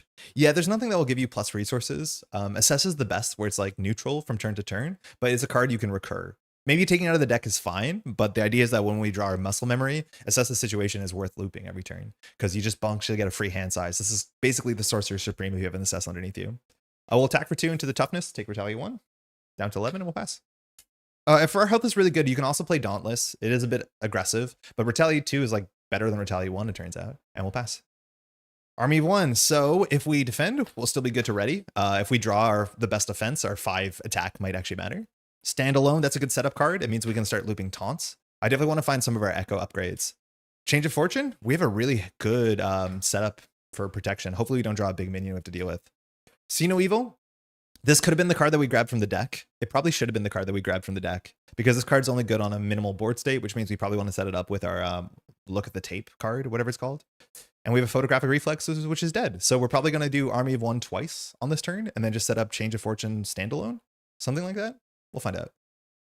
Hey, Andre, did I spell that right? Nolan, close enough. Andre, I live in French Canada, but I'm not French. I don't have a French name. So my name is Andrej. I wish I could do it in sign language. I think I can get kind of far. A-N, I think it's D. I forget what R is. E-J? It's a Slovenian. So the Y is a Y sound. The J is a Y sound. So it's Andrej. It's really nice. ASL can be used to help other players. Yeah, really cool, especially with the asking for help signing. All right, Bull in a China Shop. This just gets 1 threat. Nothing to it. So it says when excess damage is dealt to an ally or a minion. The only other protection card we'd want here is Unflappable, which we don't have. And then the villain, which I guess I'll just show you this text. We have to remember his numbers are higher. That's the only difference, and he's Retaliate. But he's attacking for 2 in a card and will defend for 5. So 1, 2, 3, 4. It's the Clown. So we take no damage, and he takes Retaliate 1. Got him. 1 encounter card. Change of venue. Hope he didn't get comfortable. Surge says, so this is slightly different text. Swap your main scheme with a random set aside scheme. Place the threat from the previous scheme on the new scheme. Okay. All right. Here we go. We got to go on a whole tour. I do like it that shows Hammerhead getting thrown through a wall through Jessica. Hammerhead looks way more like a military commander with a tie over his shoulder. 2. Welcome to a slice of pizza dough. This is one of the new ones they didn't reveal. So I don't have a scan of it. Force response. I can't read it off the camera. After a character in the play area defeats another character or a side scheme in play. I'm just going to read it off this. After a character in this play area defeats another character or side scheme in any play area, heal 1 damage from the defeating character and place 1 threat here. So force response, if you defeat a minion, a villain, or a side scheme, you do heal because of pizza, but you have to put a threat here. Okay. Change of venue again. Advance. Nice. Okay, so we have some thwarting to do, or which at least we're not very good at. Schemes for 1, 2. 3, 4, it goes to 5. That was a disaster card. Okay, so we can still set up, but we have to thwart. Standalone is good because our taunt is coming up. The see no evil, hear no evil is useless. So I think we do army of one and we'll tuck it. Nope. So this readies us. I think here we have to like responsibly thwart for 2. We could play it again to thwart for 2 more, but it might be nice to have this as a flexible card because it's really good when we draw our best defense. The thing is, we can't play all of these cards, and the only way to tuck something underneath you is playing it, not discarding it. I think standalone is probably a bit more important, and I could hold on to the Change of Fortune to have like a greedy setup. So I'm going to pitch this power card to play standalone, which just says we can multi-block, which is really nice if we get attacked by a minion. And I don't know if there's quick strike minions in this set from the Mafia for folks. I will be able to ready ourselves. And I will hold on to Change of Fortune because we haven't seen any minions yet. Hey, Kalpriniscus, this is not a precon. It's constructed, but it's based off of the precon. So we're trying out a lot of the cards that were in the precon, and we're playing like a Ronin deck, so no allies. But you don't have to do that in Echo, but it's what we're choosing to do. And we'll draw up. Hard to ignore. I'd love to get both of those down. Taunt. Okay, that's exactly why we play standalone, because we can just taunt in and get our extra ready if we don't get to attack twice. The res, this is our healing card. I mean, we can't really go to Alter Ego that easily. Again, you are playing protection. You can't just go ahead and play ready for a fight. And then we have a genius, which with this hand is surprisingly bad. I think Villainette sleeved that card. I haven't seen it. We haven't been to that main scheme at all. Pizza can only be good. Yeah, pizza is usually good. Even bad pizza is good. All right, so the villain is slightly different text, but Hammerhead is attacking us for 2 and a card. Excuse me. We have a free block. We'll block for 5. 3/4 off a tracksuit, bro. So that's one of the tracksuits. So we take nothing. Hammerhead takes 1. Taunt can solve this, but sorry, that's for us. The villain takes 1 encounter card. Symmetrical turns. Advance. Both of those are out. Hammerhead schemes for 2. No boost on Magia Enforcers from Hammerhead, so only up to 6. Okay, scary. All right, I think we just start here with the taunt. We can play Hard to Ignore and fire it off the taunt, which is really good. So I think I'm not going to play the res, and hopefully we find a double. So we'll play Hard to Ignore on our protection row. And this just says, when we defend, if we don't take any damage, we remove a threat from the main scheme, which is good. Unfortunately, with this hand, we might actually just use the Genius on the taunt, because I'd rather play the taunt. The thing is, we still have a lot of 2-cost and 3-cost upgrades, so the Genius is good, but we also have 2 more resources in our deck, so slightly ugly to do this, but I think we will.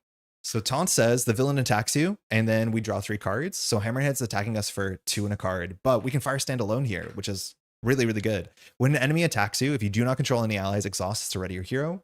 We could choose not to defend, but we will, so we'll defend for 5 again. 1, 2, 3, 4. We take no damage. We do retaliate 1 to the villain. We remove 1 threat. We will tuck the taunt, and we will draw 3 cards. So taunt is really good with standalone, and only playing 1 of them might be enough with our hero text. Study the tape. There is a double, and double. Wow, I'm glad we didn't keep the double, but this does kind of suck a lot. Funny enough, we could just fire taunt. Oh, we can't really fire it again, but the only thing that we can really do here is study the tape. So it says, search any player's discard pile for an aspect event, 1 basic event, or 1 copy of photographic reflexes and add that to your hand. So we can do this again. Actually, this is interesting. So I think we study the tape, and we probably just go for the big one. We go for In Harm's Way, because In Harm's Way does a lot of threat. I mean, maybe this is another awkward turn that we hold on to Change of Fortune for like 1 more turn, which I'm not happy about that. We also could ready, but like In Harm's Way is really good here, because our defense is huge, and we can tuck it. I mean, this is kind of sick. Yeah, I'm going to spend 4 for In Harm's Way. So deal 5 damage to the enemy. We take Retaliate 1, and we remove 5 threat. And then we can choose to tuck this. And again, with Echo, we can have 3 cards tucked. But like, this is compelling. We have so many options next turn that if we don't get double attack, we can play Taunt. In terms of the copies we have of Photographic Reflexes, there is 4 more in the deck. And I think no more Study the Tapes. So we played a new protection archetype with Nightcrawler and Captain America today. I ran 3x Taunt with those guys and don't regret it, especially Nightcrawler. Man, I love Taunt and Nightcrawler, or like Colossus. But like, so far in Echo, this standalone has been pretty good. We'll pass. We're going to hold on to the Change of Fortune. We haven't seen enough minions yet to give up on this, but we've held this brick now for 2 turns. Echo's Katana, that's what we wanted doubles for. I do have a weird scan of this one. So this says after you play an event, you can deal damage equal to the damage, the cost of the card. Army of One's another cheap ready. Disarming Defense, we kind of are incentivized to play just to tuck it underneath us, but I don't know how many attachments Hammerhead has. I don't think there's any in this set itself. And then we have another Army of One, so flexible card. These In Harm's Ways are doing 5 damage every time we fire them, which like feels good actually. Goes to 1.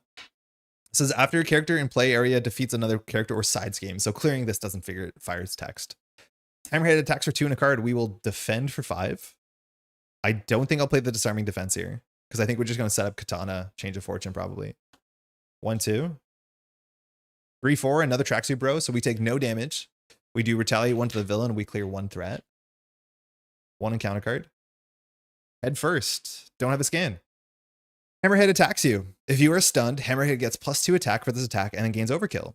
So this is why you play standalone in this sort of archetype, because now we're ready suddenly and we can defend ourselves. Now he's attacking for 4, and we haven't really worried about Hammerhead's text because Hammerhead's text hasn't been super relevant. He has the same text here, but he's now attacking for 4 and a card, and if it does damage, we get stunned, which is a bit expensive. So here we might just do a disarming defense to tuck it. So we could do like a disarming defense and just tuck Echo's Katana and give up on Change of Fortune. Seems fine.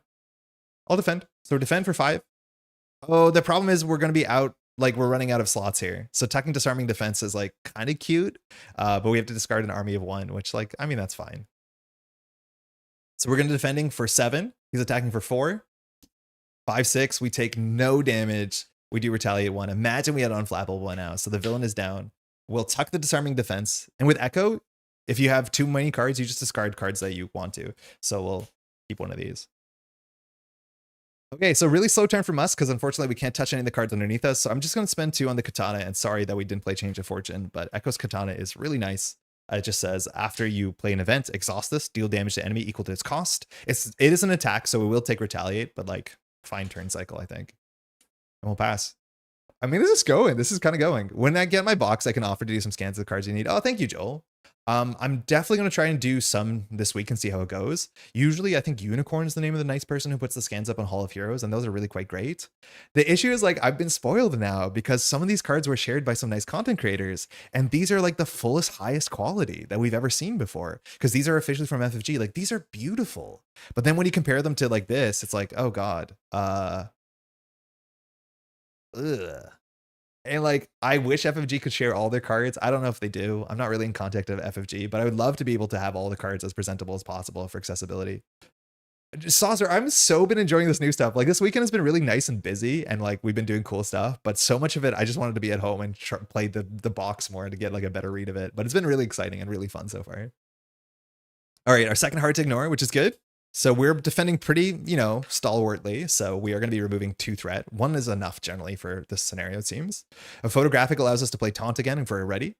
The best defense, I mean, that's way better with the army of 1 that we discarded. So probably not going to be worth it. Photographic, so we can do taunt and in harm's way. Kind of best defense works with that. And then we have we drew them all in one hand. So taunt is probably going to have to save us here. Drawing all our doubles together sucks because generally in our first cycle, we want to spend our doubles on our upgrades. And from that point forward, they're less necessary. Hammerhead's attacking for 2 and a card. We'll defend for 5. 4 damage off Master Plan. We take none of it. The villain takes 1. We remove 1 threat. 1 encounter card. Villain's attacking again. I mean, nice try, guy. This is why we play standalone. And like, man, we are so hard to hurt. He's just destroying himself by attacking us over and over again. So we'll exhaust this, we'll ready ourselves, and we'll choose to defend again, which means we can't really taunt this turn, but we can play in harm's way, which will knock out Hammerhead ++.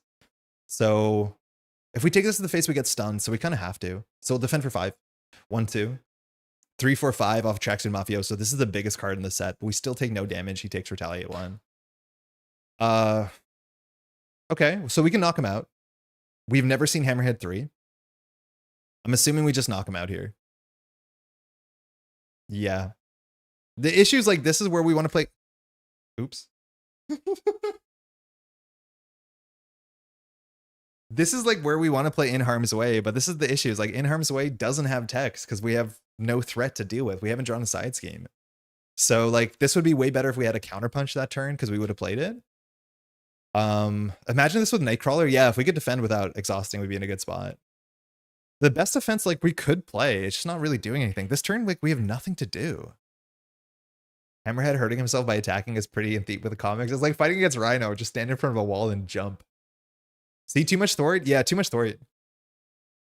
Too much Thwart. But no, not enough side scheme. Let's say that. Because if we had a side scheme, we'd be really happy with in harm's way.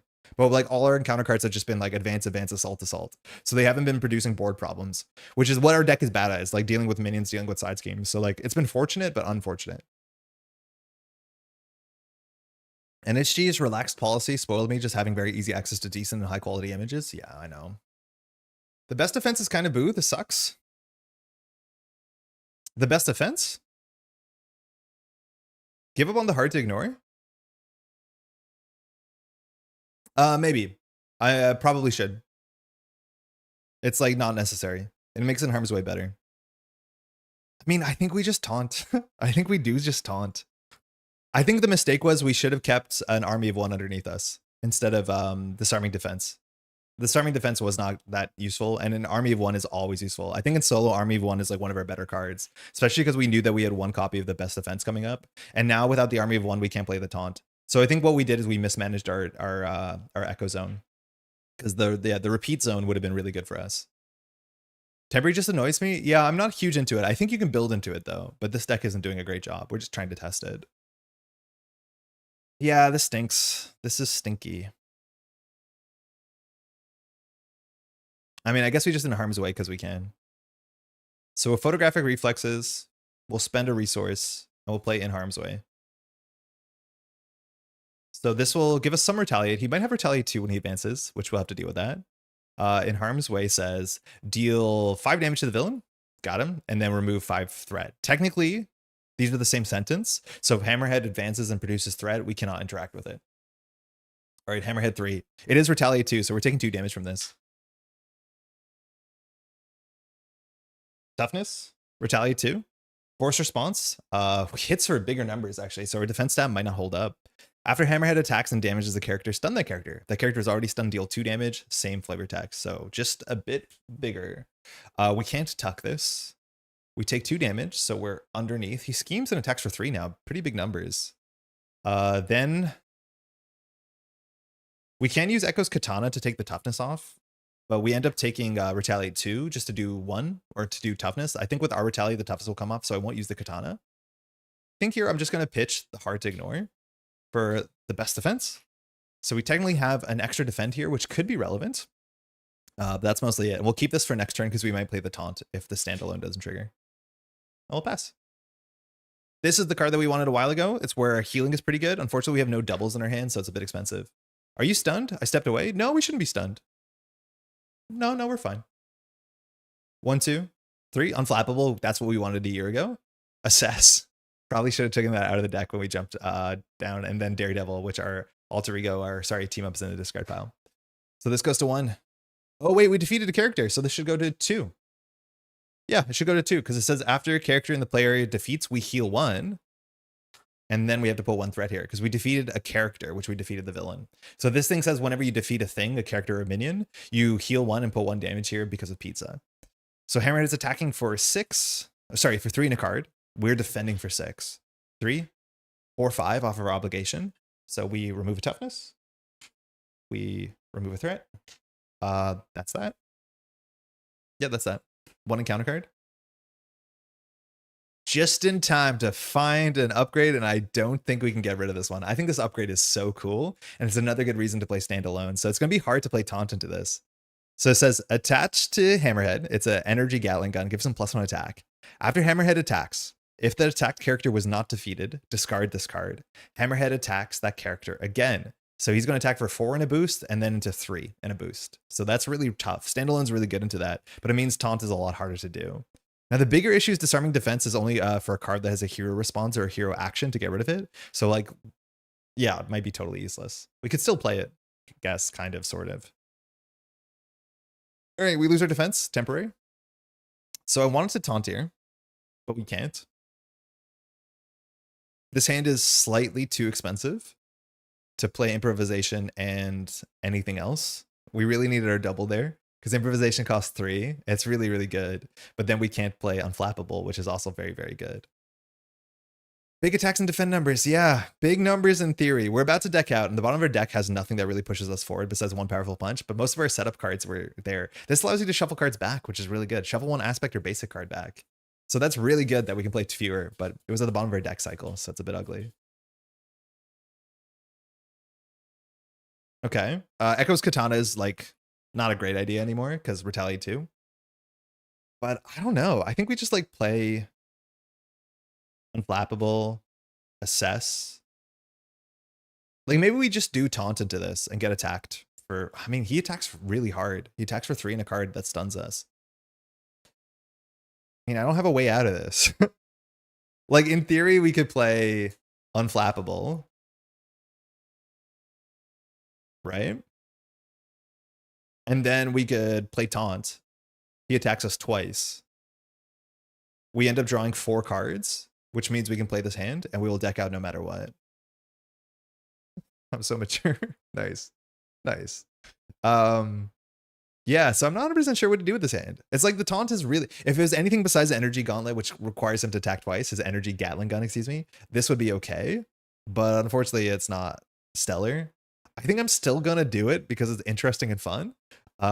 We've seen 1 assault, 2 advances with, oh no, 2 advances, 1 assault. So jumping down into alter ego is probably not the worst thing to do if we need to in a pinch.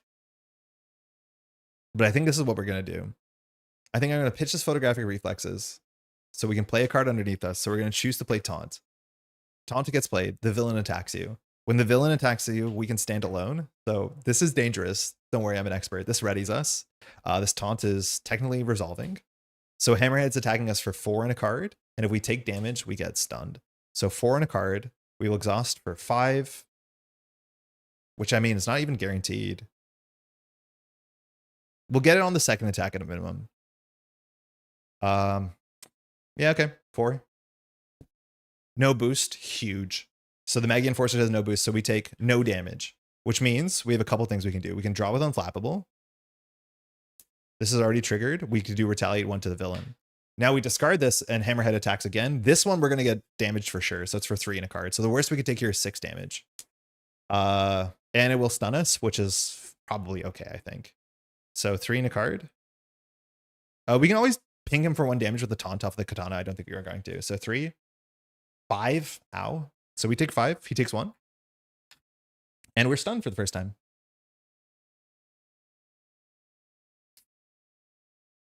We have to make sure the stun doesn't hit us because Hammerhead's text says after he attacks you, if that character was already stunned, we deal 2 damage to them instead. That being said, now Taunt fires, so we draw 3 cards. 1, 2, 3.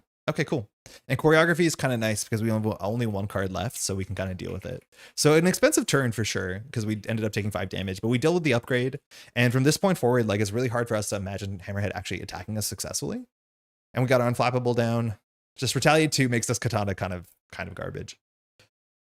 Okay, so I think with this hand, we probably just play Improvisation, which is one of our key cards. So now playing cards is pretty good because based off of the type of the cards, we'll heal, remove threat, or deal damage. Notably, this is not an attack, so pinging for damage with this is fine. And then we'll play Choreography. So jumping down is a bit sketchy here because we're going to draw 2 encounter cards, but we could jump down and use this text. When we use this text, it says we can shuffle 1 aspect or basic event from our discard pile, and we're definitely going to draw it. So I'm assuming, ooh, muscle memory. Like we could set up the muscle memory assess thing. We could also just set up the big 5 damage, remove 5 threat, which seems to be necessary when we jump down, but we can do that no matter what. What do we do here? Play Choreography and reshuffle Blighted Conditioning. I'm stunning yourself. I'm going to do it for you, actually. I didn't consider that. But we did play 1 copy of Athletic Conditioning, which is fine to pin underneath us, I guess. But we'll just use the Athletic Conditioning and we'll shuffle that into our deck with Choreography. The question is whether we jump down or not. If we jump down, we can draw 1 of these cards, which doesn't matter. Is it hero action? It is just an action. This is similar to Karen Page and technically also to like the Worthington Industries. It's better if you play an alter ego, but you can just do it. Was your overall vibe check so far in terms of the hero and villain power level of the new stuff you played with? Hard to tell. We only played on standard or we played with the precons, and generally like if you want to talk about the game being balanced around precons or the game being balanced around constructed, there's 2 different questions for sure. When we played the Echo precon against standard, it was kind of a mess. We like won on turn 3 by just like throwing hard damage, which is fine. But generally the way that I play this game is like, how are they on expert versus constructed decks? And this is my first time experiencing that, but they've been fun. Oh, athletic. Athletic is a hero action. Excuse me, if that's the question. Not Choreography. Yeah, it's a hero action on athletic. Flip down first, that's silly. There's no reason. There's no reason to flip down first because it just draws a card and we're going to keep either of those cards. Right? Like it can draw a card, but who cares if we draw this? Like it just stays in our hand regardless. I do think we will flip down though. It loses this value. But we can get a taunt back next turn, and taunt is really good next turn. Yeah, I'm going to flip down. So we'll probably recover standalone taunt. So we got to draw a card off choreography, but it doesn't matter, we'll pass. Hero Precon losing turn 1 is always a classic. I mean, that hasn't happened in a long time. That's happened before on Expert with a constructed deck, but like, we even had toughness. It was really unfortunate. Hammerhead's at -4 HP. Oh my god, that's why people are saying from the grave. Yo, Expert Hammerhead has 16 health. That's it. 16 health? He attacked us twice, so he should be on... Sorry, that's us. We need that health. He should be at 14. He only has 16 health. That's not a huge number. All right, so we draw 1, 2. Muscle memory is, in theory, really good, because every turn you can recur... I wouldn't say a taunt, but you could. You could recur taunt with standalone, but you can't just recur assess the situation over and over again. Yeah, apologies. Sometimes I'll mess up the numbers because usually when I have things set up with all the scans, if I just write in my machine like villain advances to the next stage visually and updates the health, but I have to do everything a bit more manually, which I'm less practiced at. Also, storing an anticipated attack against the villain is really strong against villains with Echo. Anticipated attack is the one that needs a side scheme, right? I don't really play with these cards a lot, but they're good. Yeah, 2-cost defense event, only play with the side scheme, give yourself a toughness. Like, not bad at all. It does fire, excuse me, unflappable because it is a defense traded event. Yeah, we defeated Hammerhead 2, but Hammerhead 3, we need to deal with still. We hit him. No, maybe he's only on 15 health. I'm going to say 15 health. I'm not 100% sure, but I'll err on the better side. Because he attacked us twice, but he had toughness and then retaliate. Low HP, high retaliate, interesting design. Also stunning against non-protection could be a pain. Yeah. It's not uncommon to have low health, high retaliate. That's like the Zola classic from Red Skull or MODOK, I think too. 1, 2, 3 in harm's way. I mean, that's 5 damage, 5 threat, which could matter on this turn. Photographic, which can replay anything really. The best defense, which if we get a ready here, man, we have a lot of toolbox options, and a genius, which for muscle memory is perfect. So this goes to 2. Hammerhead schemes for 3 in a card. I don't know if there's more cards that says Hammerhead schemes. 3, 4. Give the activating enemy a tough status card off of hard-headed. So this is an attachment we could have discarded. Just kidding. So that goes up to 6. We got to watch out if we get too far behind on like minions and side schemes. Everyone that we defeat gets us threat on the main. Ivan Banyonis. I don't have a scan for this. Banyonis. Ivan Banyonis is really interesting. So 5 health, teamwork for tracksuit. When revealed, place 1 acceleration token here. Schemes for nothing. Attacks for 2, has 5 health. But after Ivan Banyonis schemes, place 1 acceleration token here. I love minions that like have threat in different ways. So he does attack, but if you just let him scheme, he gets smarter and smarter. Bystanders in peril. Okay, this is the first card we've ever seen from the disaster set and has peril, so you better not help me on this. When revealed, place 1 civilian counter on a disaster environment. If no encounter was placed this way, search the disaster encounter deck and discard pile for a disaster environment and reveal it. Now, I do not know what the disasters are, so we'll have to find out together. Looks like the disasters have bad text on them, and you can spend 2 resources or exhaust an ally to remove a counter. Okay, 2 counters over the aerial. Okay, well, we want to find the one that cares about mental, right? This is spend 2 mental resources, remove a counter. This also has crisis. This is a mystic incursion. This is the guy from Marvel vs. Capcom too, the Shugoth or whatever. 2 counters instead if you're a mystic. So it's mystic aerial. We don't have those traits. If you have a tough status card, don't have that. This is not an environment. Yeah, disaster environment. So that's it. I guess we'll go for the mental one no matter what. That has a crisis, which is kind of scary. Ivan also adds threat even if he's in legal trouble. The Tracksuit Mafia has some awesome design. Oh, that's true. Yeah, if he's in legal trouble, no matter what, he schemes through it. That's actually pretty sick. We've not drawn the Tracksuit Mafia side scheme, which is like super important. He's the one character that does not interact with the Tracksuit Mafia side scheme. Yeah, I guess we'll go for Mystic Incursion. We have enough mentals in our hand. So I don't have a scan for this, but it comes in with 2 counters. It has a crisis, which is cool to have that on environment. It says spend 2 mental resources or exhaust a hero or ally. We can do one of those. Remove 1 civilian counter from here, 2 counters instead if you exhaust a mystic character, which we don't have. And once this is empty, it discards itself, so it's good. Yeah, Shuma Gorath? Shuma, I think it is. Yeah, Shuma Gorath, yeah. I think that was in the last Daredevil film. I think a Shuma shows up and Chavez deals with it. I've been also, yeah. Everyone loves Shuma, yeah. I never knew what Shuma was as a kid. I saw it in like Marvel vs. Capcom at an arcade. I'm like, wait, this is sick. What is this thing? Okay, so we got a lot of issues this turn for sure. Notably, choreography can draw a card no matter what, and choreography doesn't actually care about shuffling the card back in. It just says shuffle 1 aspect or basic card. If you're an alter ego, draw a card. There's separate sentences, so we can just use this to draw a card. We might want to shuffle one of these in, but I don't think we do, so we'll just draw a card. Change of fortune. Okay, that's a mental icon. That's good. The other thing we can do is now we have some targets for improvisation, and we have some targets for Echo's Katana. So we're going to do a lot of damage here for sure. We probably should recover for 3. I think that's responsible. And very importantly, this is like the big skill testing decisions. When we jump up, what do we get? We probably want to play athletic conditioning to get rid of it. I think we probably actually just play like the In Harm's Way is perfect here. Because this is one of the situations where like the 5 damage hits and the 5 threat hits. But we have to clear Mystic Incursion first. Like this is a really interesting turn. It's a really interesting turn. I think we're too close to the end of the game to really worry about muscle memory, so it'll be a luxury card and we'll play it if we play it. But I think we'll just have to spend 4 resources on this and hero, and then we have to play In Harm's Way somehow. After getting rid of the stun. Flip to hero and grab the card you need first. Yeah, I just can't tell what the card is. I think we want to figure out what the card is after, like while doing this.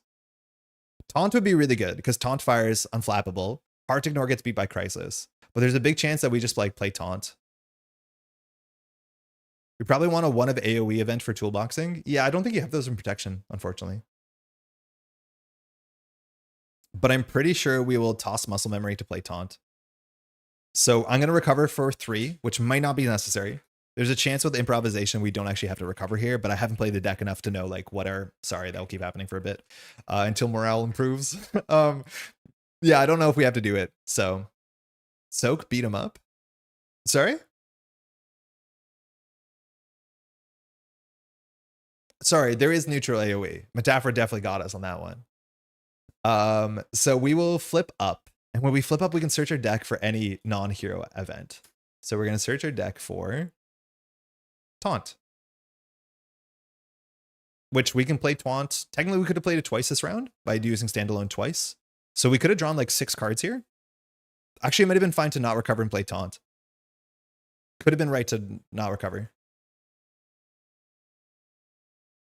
Do you have the kill by playing 3 In Harm's Way?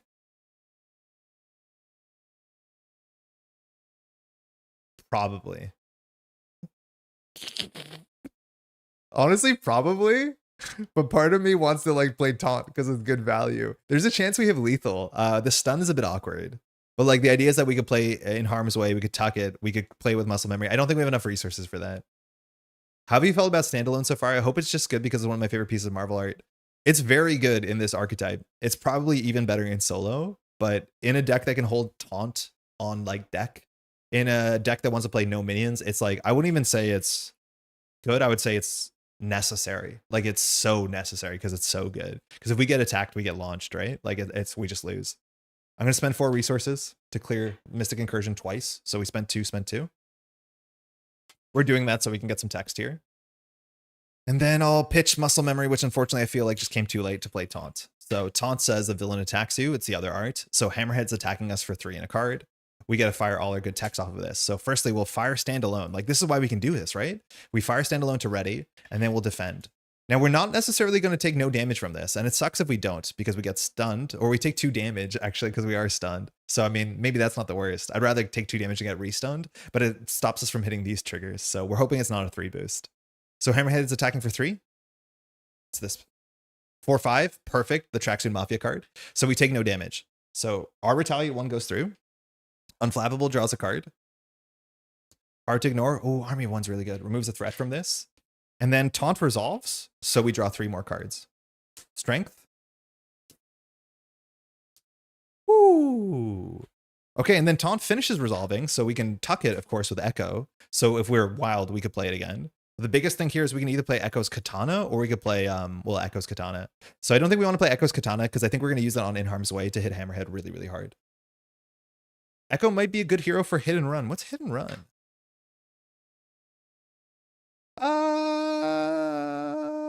Yeah, could be. Or multi-talented, if you ask me. I'm a bigger multi-talented fan, especially because she has a wild generator. I think they're very similar cards.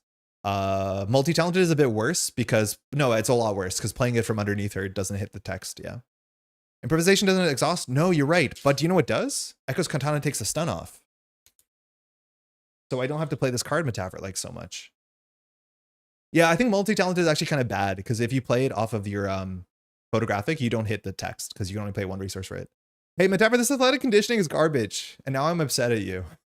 I have a free ready. I have a free unstun. Why do we need this?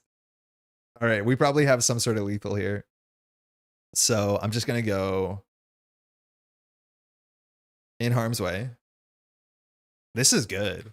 So deal 5 damage to Ivan, and then we'll remove 5 threat, which, like, that was a 4 for 10. Kind of good. We'll go ahead and tuck it. I mean, I think we just keep pushing it. Oh, we can fire Improvisation, and I think it does text. Improvisation says, and we played both an attack and a thwart event. So attack event is heal 1, phenomenal. Thwart event is deal 1 damage to enemy, it's non-attack, so the villain takes 1, we don't take retaliate. Okay, so we can do Army of 1, and then taunt again. I mean, we're gonna do it. So we're gonna play Army of 1, which will ready us. We can choose to tuck this. I'm getting rid of this disarming defense. It was a dream.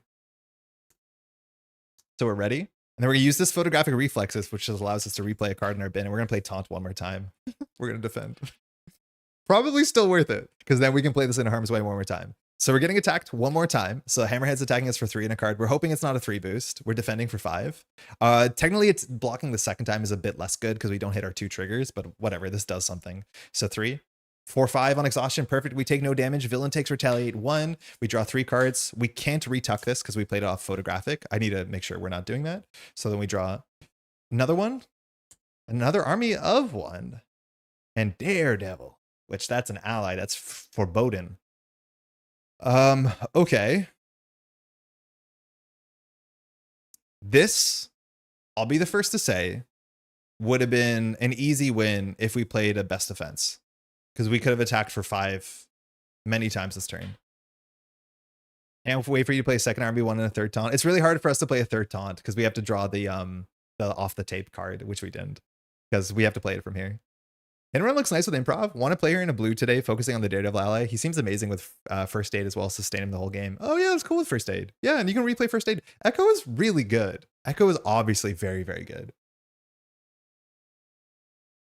Yeah, Daredevil is probably worth camoing because I think that text is really good. But like the fact that you can keep him healed and then just bring him back over and over again, the healing card is quite something. It sucks that we have a 2 attack. I really wanted to do more into retaliate too, but we can't actually do much here. We could do In Harm's Way, which just does 5 damage and we take 2, which feels bad. I guess it heals 1. Yeah, that's fine. Why is he foreboding? We're a Ronin. We have no friends. We're edgy. We're out there on our own. Have you considered cameoing Miss Marvel into Echo? I haven't, but I haven't considered playing anything protection in Echo. I don't think you need to because you replay events really easily anyways. I also just don't like cameo though, unfortunately. Actually, one of first aid might be good enough, even solo Ronin. Yeah, one of first aid could be okay. Actually, no, I don't think so. I think first aid is really good when you have allies. When you don't have allies, you have improvisation, so I don't think you need the healing. It's cool that you can heal for 4, but the cost of playing a photographic on that is definitely something. Okay, I mean, we'll do a photographic reflexes to pitch the In Harm's Way. We're playing the In Harm's Way. We have to pay 1 more resource off of it, so I guess we'll do that. In Harm's Way is just 5 damage. So this is what I mean. Like sometimes it doesn't line up. So the villain takes 5. We take retaliate 2, but then we fire improvisation, which makes us a lot better because this is attack and thwart traded. So we do 1 more damage to the villain and we heal 1. So it's attack for 6 with retaliate 1 functionally. So Hammerhead is on. We're tied 7 to play 7. We'll just play an Army of 1 so we can tuck it. We're ready. don't think we do this. This sucks. I don't want to attack for 2 to take 2. I mean, we're both equally destroying each other. No, I don't know if there's any encounter cards. I think we just pass and tuck an army of 1. Whatever. It's good enough. That's the card we wanted. If we had this card, we definitely could have won. I'm convinced. Really good. Study the tape. Assess. Okay. Powerful punch. Oh, we can win. Oh, if we held onto a photographic reflexes, we would win because you can play the same powerful punch twice in the same window. I think. Please. Okay. So does anybody know this rules interaction? Because I'm convinced if we had a power photographic in our head instead of taking an army of 1, which probably was the right thing to do. So when the villain attacks us, you can play powerful punch, right? So you play powerful punch. It resolves. It goes into your area. Can I photographic reflexes the same powerful punch? Because we're in the same when an enemy initiates an attack window. Because I think you play the card, it fully resolves, it gets discarded, and then you can technically play a second powerful punch from hand. I think it's the exact same timing, but we could have had lethal here.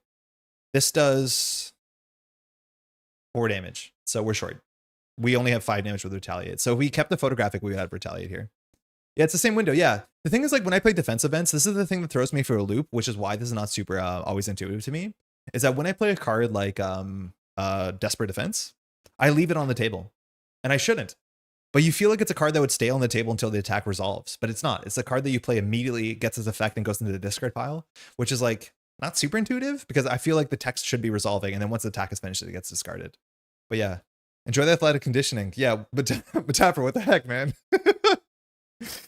So that's good. That's really good. If you had 2 copies in your hand, you'd play that the same way. Sure. But the thing is why that's more intuitive to me is like I'd play 1 powerful punch and I'd play the second powerful punch. And then I'd be like, they're resolving. Then the attack finishes. Then they go into the bin. That's how I intuit it, which is why playing 2 is easy. But can I play 1, let it resolve, replay it? The answer seems to be yes, but that's why it's less intuitive to me. Do the new rules resolve clarify it? About resolve clarify it? No. No, they just resolved what resolve means. But that timing is already in the rulebook for sure. Oh, actually, when we defeated the thing here, we were meant to put 1 threat here, but we cleared the threat anyways because we did another in harm's way off of 0 threat. But when we defeated the Mafia goon, we're meant to put 1 threat here. So now there's 1 threat here. Hammerhead's attacking for 3 in a card. I mean, I think we'll just do it. We'll play a powerful punch. So powerful punch says, when an enemy initiates attack, deal 4 damage to them. So they take 4. We take 2 off of retaliates. We'll tuck this. We've played an attack and defense traded event, so we recover 1. And on defense traded, we remove 1 threat. Not super useful. We will choose to defend. So 5, 3, 4, no damage. So we can unflappable to draw. Technically, we do retaliate. There's no window to play this one, though. So we do 1 retaliate to the villain. And then we draw 1 encounter card. Yeah. So if he attacks us, he's dead. Oh. Okay. Doesn't matter.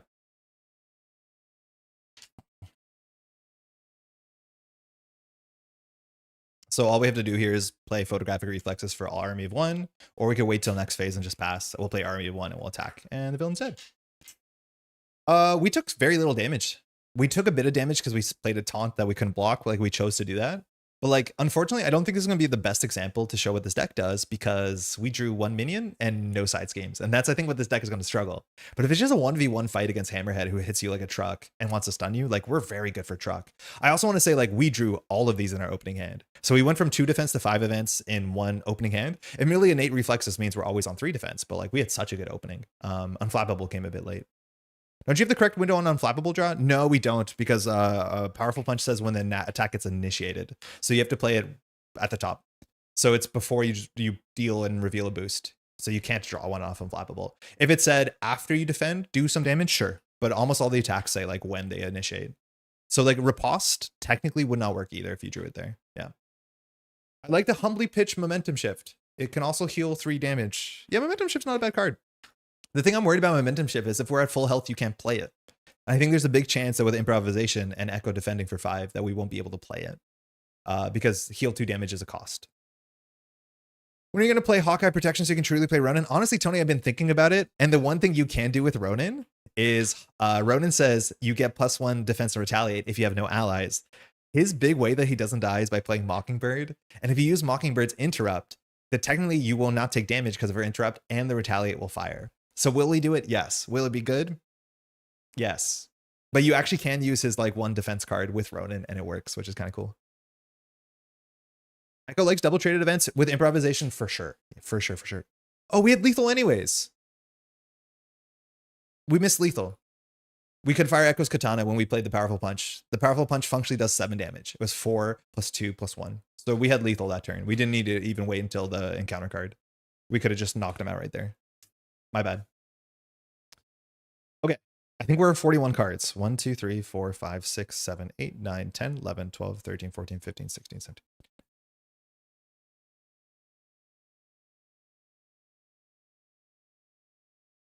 Yeah, we're 41. So we can definitely take out whatever this card is. I mean, it's good that we played it once. Sorry, metaphor. We'll take out this ladder conditioning. I think we have a cheap unstun. We don't have a cheap unconfused, but we have a cheap unstun. So like, I don't know. Hammerhead seems to be the one villain in which we would consider wanting to need an unstun, but whatever, we don't need that. That puts us at 40. The only other thing that I could obviously see is like maybe we don't have to play any heart ignores, or we could play one fewer heart ignores. I think those are both relevant. I think if we're going to do the car chase, 2 heart ignores is correct. So I'm going to continue playing one more with this to see like maybe heart ignores are good because we can use our threat on the main scheme, and we have to use our threat events off of side schemes, which we just didn't see any. Yeah, Hammerhead was pretty rip. Mockingbird interrupts. She leaves play by the time you trigger retaliate. Yeah, it totally works. It's like kind of cool. Powerful Punch for 7 damage is great. Normally you need to be a Gambit to put those numbers out. Yeah, well, with our Retaliate, it's 7, but then you can play it twice in the same phase. So like in theory, you can do it for 4, 8, 9, 10, 11. Like a Powerful Punch, if you loop it twice, is 11 damage with all your triggers stacked, which is obviously pretty good. So Hammerhead is the simplest one in terms of complexity. I really enjoyed Hammerhead when we played him in the Art Heist. And this one, we basically played a blank main scheme, which wasn't particularly exciting. So I don't know. We didn't see a lot of minions or side schemes, and most of these do care about that. So don't have anything great to say about Protection Racket so far, but that's the one that we did not play yesterday. It's really warm in here. It's 27 degrees. I might have to open a door. So give me 1 second. I want to draw Kingpin. I want to see what Kingpin's about.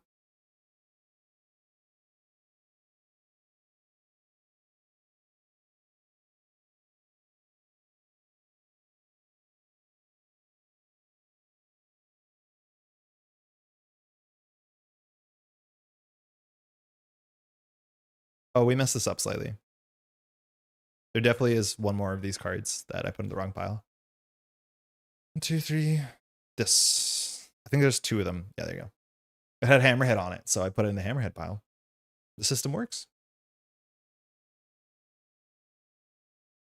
Hawkeye's possibly the last place I would play Ronin Upgrade, honestly, but at least it works. It's awful. He has 1 defense, and he has like no defense traded card. It's genuinely terrible. He also has a bunch of stuns and confuses, so like he doesn't even get retaliate on a couple turns. So yeah, it is honestly awful. Would not recommend. Who are the villains in this box? There's 6 of them. The finale is Kingpin, but then you have Electro, specifically a female version of Electro. I don't know her alter ego handle, but that's cool. We have Hammerhead, as you saw. We have Bloody Mary, Typhoon Mary, whatever that character is. She has like 3 different forms. Then we have, this shouldn't be that hard. Hold on, I'm just doing 2 things at once. We have the Purple Man, a nice Slav who gets in your head. We have Bullseye and the last person. You know them. You love the last person. The last person has 1 fan. It's me. If the last person has no fans, I'm not alive. Francine Fry, thank you, Bardic. Get their tensions, I guess, a lot better with the improvisation down. Yes, but it's also a lot better in multiplayer. Like any of the cards that have multiple traits are really good with improvisation, but this is a lot better in multiplayer because you can block. Jebediah Kilgrave.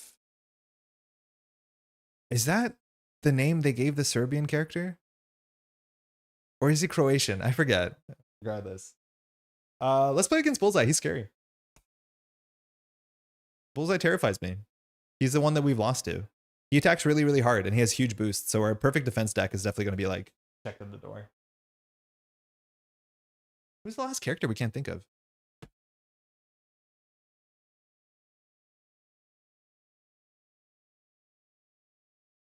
No, I think we said them all. I think that's 6. Okay. So we're going to play Bullseye. Bullseye's pretty dang hard, honestly. And Bullseye has really, really big and bad boosts, so He's going to get us. We're going to play on expert, of course. So villain named Bullseye. We're going to start on 16 health. And he actually starts with his permanent thing in play. I do want to say our ally and our ally package with the synergy card you can play over and over again didn't seem to have worked, but we are going to get checked with damage because the adamantium lace spine, I do think, starts in play here. Kilgrave, oh, he's Croatian. He's not Serbian. Okay. It's horrible, but it did lead to a really funny joke in the comics. Kilgrave is a purple man. Kilgrave is not a Croatian name. Neither is Jebediah, honestly, from my understanding. It would be like Jebediah. I guess, yeah, Jebediah could be a Croatian name. For those, I guess most people don't know, Slovenian and Croatian are really similar. So I grew up, my family were Slovenian immigrants. So growing up, Slovenian was my first language. My parents spoke to me in Slovenian. I spoke back in English. My parents, their English is quite good. Croatian. My best friend growing up was Croatian. His grandparents were immigrants. And so like you'd go over to their house and you'd hear the Croatian. And Croatian and Slovenian has like a 60% overlap. So some verbs are different, but like you can largely understand each other. My parents, because they grew up in Yugoslavia, they can speak every like language there. Like they can speak Croatian, they can speak Serbo-Croatian. It's very, very impressive what they can do. Is Zebediah better? No, I don't think it is better. Is it Zebediah? No, because the J, the soft J is Jebediah. Like that is reasonable. Zeds do exist in like Slavic languages. There's usually two Zeds. There's a Z that's a Z, and then there's a Z that's a J. So the Slovenian alphabet has fewer letters than English, but it has S with an accent, with a hat, C with an accent, and Z with an accent. And they're the sounds that you think they are. Like Slovenian is actually really good for being phonetic, but S with an accent is sh, just like should. C with an accent is ch. So basically the accent just says put an H next to it, which is ch, like, you know, and then Z is ZH, which is not a very common sound in English, but j, which shows up a fair bit, honestly. A lot of times you'll see like Slavs that have IC as the last part of their name, like Ibrahimovic. That is generally pronounced ich instead of ik. A lot of people do say ik, like Ibrahimovic, but generally you should be saying ich, and a lot of people just like sand off the accent. It is Zebediah? Okay, that's weirder. Stranger. Love Typhoid Mary is sad we didn't see them in X-Men Wave. Glad they released here. Also, Purple Man and Electro are in the box, yeah. Do you think his parents knew he'd grow up in a mind-controlling serial killer when his name's Zebediah Kilgrave? No, but you see, in Croatian, it's Kilgrave, which means celebration. It's just a big misunderstanding. All right, Bullseye is gonna, let's do an art heist. Art heist is fun. I'm not gonna do the raft breakout again. That was a nightmare against Bullseye. The art museum heist seems like good fun. And it has cops, which cops is fun. Okay, so for this one, we need Cops, which is a 6 set, and the Owl, which is also a pretty cool set. Where are they? Found him. 1, 2, 3, 4, 5. 1, 2, 3, 4, 5. You can get arrested with the Cops, which is also pretty sick. Okay, so Art Museum Heist. This is the one that was not revealed, so we have very few to no scans of these cards. In short, there's 4 pieces of art, and we were going to have to protect one of them. Otherwise, everything else gets shuffled into the deck. Before I shuffle our deck, I have to grab the innate card.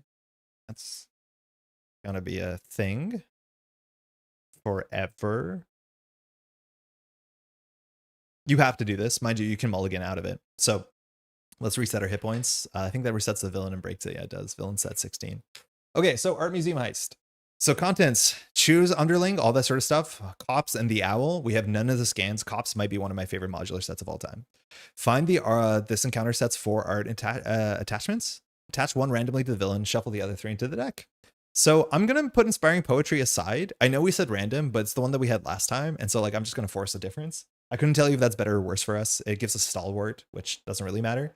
Some of these will stun and confuse you over and over again. So maybe the card that we made fun of Metapher will be better in our deck. So 1, 2, 5, 6. It's the Replica Shield. So we attach it to the villain. I don't have a scan of this, but it is, funny enough, Echo holding like a Captain America shield replica.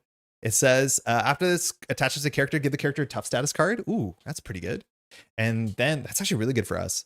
So hero action, spend a physical resource or exhaust your hero to attach this to your hero. It does give Bullseye +1 thwart, but when it attaches to us, it will also give us +1 scheme and thwart, but also +1 toughness. Okay. It looks like the Z version is on the wiki, which is why I asked. Thank you for the info, because I don't think I know any Croatians. There's dozens of them. Slovenia is what I can speak more of. Slovenia has about 2.5 million population, so it's pretty small. A lot of people do think Slovenia is part of the Eastern Bloc, but it's not. It borders Italy. It's on the Mediterranean. If you ever hear Slovenian, it sounds like Italian speaking Russian. It's quite nice. Beautiful country. Cannot recommend it enough. Everyone's incredibly friendly. A lot of English, specifically in major cities. So it's easy to get by. But it's lovely. Just a fantastic place.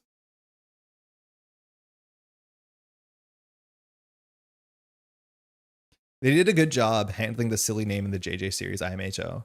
And Tenet did an incredible job bringing the character to life and making them feel like a real person. Italian Russian sounds like fun. Yeah, it's like a Slavic language, but it's spoken. Specifically, my dad grew up on the west coast, the west side of Slovenia, and through the history of Slovenia, that was like at some points Austria, at some points Italy, depending on even like how many 50 years back you look. So like a lot of the slang that I learned through my dad, or like being in villages there, my dad's village when I was when I was a kid in the summer, a lot of it is like Italian swearing and like a lot of the religious cursing, like, you know, Madonna, that sort of stuff happens a lot. But then my mom speaks a different accent, and it's wild. It's like the country is so small. You can drive across it. It's like the size of the state of New Jersey. You can drive across it in an afternoon. But like the difference in accents and cultures is so astounding. It's awesome. Can't help but look at Bullseye in the picture and think, of course, he has a spine issues. I mean, he's specifically allowed to do that because his spine will hold the weight. Yeah, it's very funny. All right, art museum heist. So the amount of threat we put this on this is 1 plus as much art is attached to the villain. So currently it'll be 2 per turn. It does start with 1. After an enemy makes an undefended attack against an identity, you have to attach an art attachment on that identity to the villain. So it's any enemy. So if a minion hits us, even the police, the villain will get the art piece, which is interesting. And notably, it doesn't say if you don't take damage. It says if you don't defend, which means even if we have a toughness, we're incentivized to defend, which you can protect your toughness if your defense stat says you take no damage before the toughness kicks in. But that's really tricky for taunt because we have to block everything. And a lot of the cops are quick strike, which means if we get our defense event that says we can ready when we get attacked, it'll be pretty good. But like very interesting nuance on this card. Bullseye on the other side has functionally the same text. This says, though, however, you put the spine into play instead of setting it aside. And when Bullseye activates, he gets an extra boost on each of his cards for that activation. If it's an attack, it gets ranged, which means our Ronin Retaliate will not work. So this is going to be a pretty fair fight. We have the adamantium laced spine. This says he cannot take more than 3 damage from a single attack. If you do extra damage, the extra damage goes here. And once it has 6, it flips over with all the damage. And the more damage you can put on this when it flips, the better it is because the less likely it'll flip back or the longer you can delay that. It's kind of like very much like the bell tower where you kind of want to get it to 5 and then just do 1 big attack to put it at like 11 because that buys you a lot of breathing room. And of course, the replica shield, we can't show the text, but the replica shield just says whoever gets attached to gets a toughness and it gives them +1 scheme or thwart. Got the nice little box there. Okay, I'm just gonna need to open the door because it's 27.5 degrees in here and we will not survive. What time is it? It's 12:50. Ooh, I can only open the door for a bit. We have a guest coming over. All right. I'm just gonna leave this on the table. If someone can pile shuffle it, I'll be back in like 10 seconds.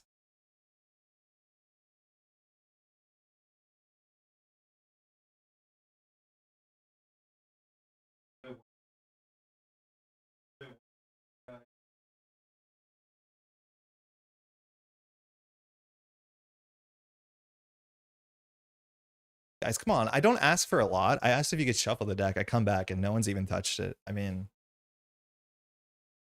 feels bad. Don't worry, I'll do it. On it, boss. It's like a 7-hour plane flight. Got it.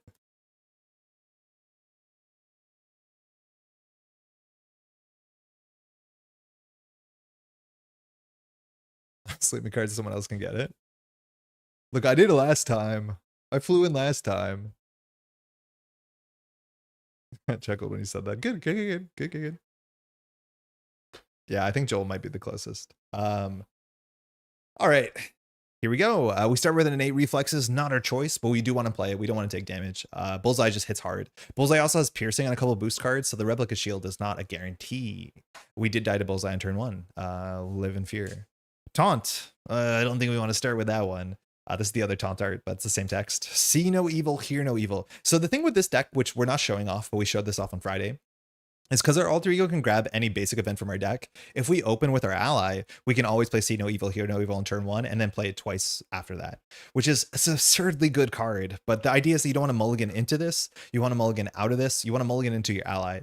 If this is in your discard pile, it's harder to get. You have to play the look at the tape or whatever that card is called. But yeah, that's the idea. You see, like, are we going to do the bad thing?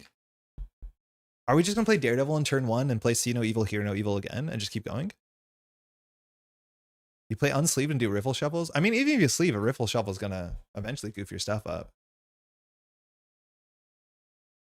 Like, this is the sort of play pattern that we saw with Echo to be, like, very repetitive and kind of powerful.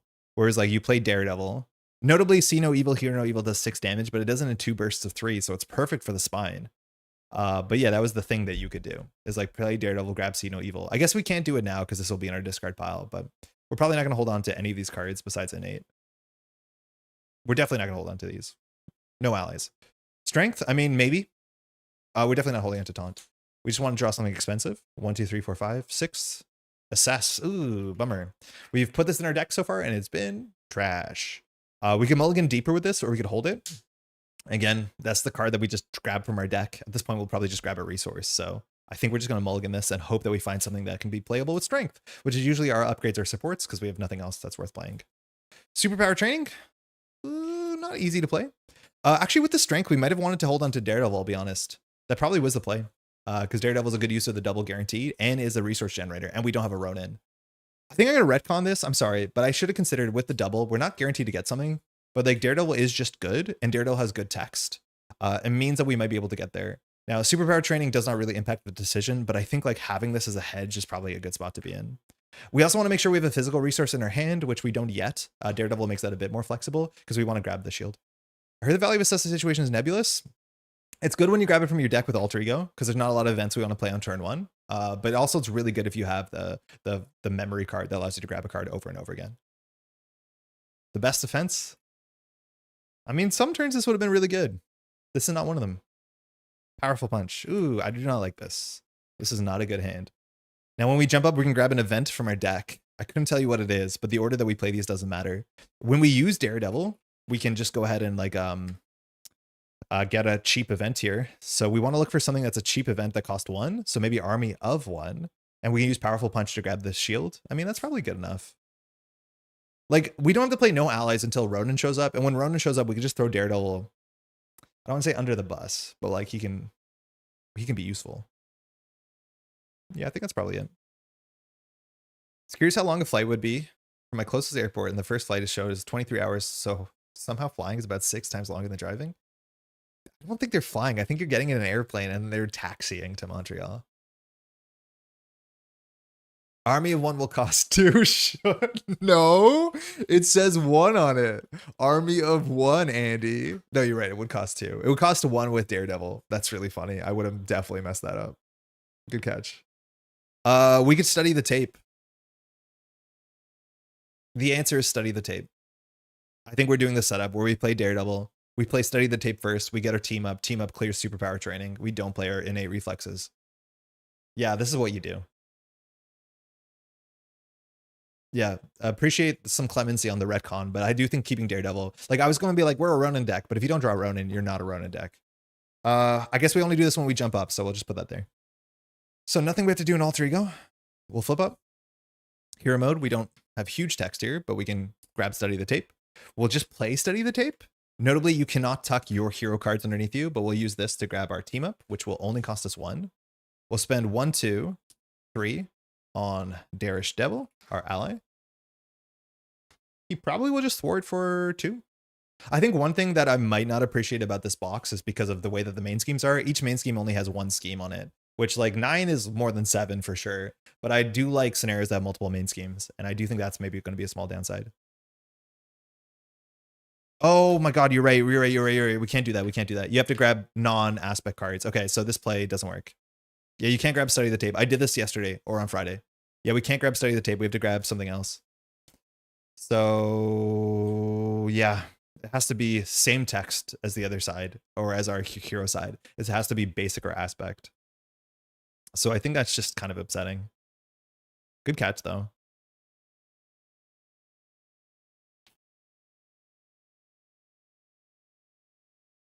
The disarming defense is good into the shields. I mean, we're probably not gonna, we can't play it here, but it's not bad in this scenario for sure.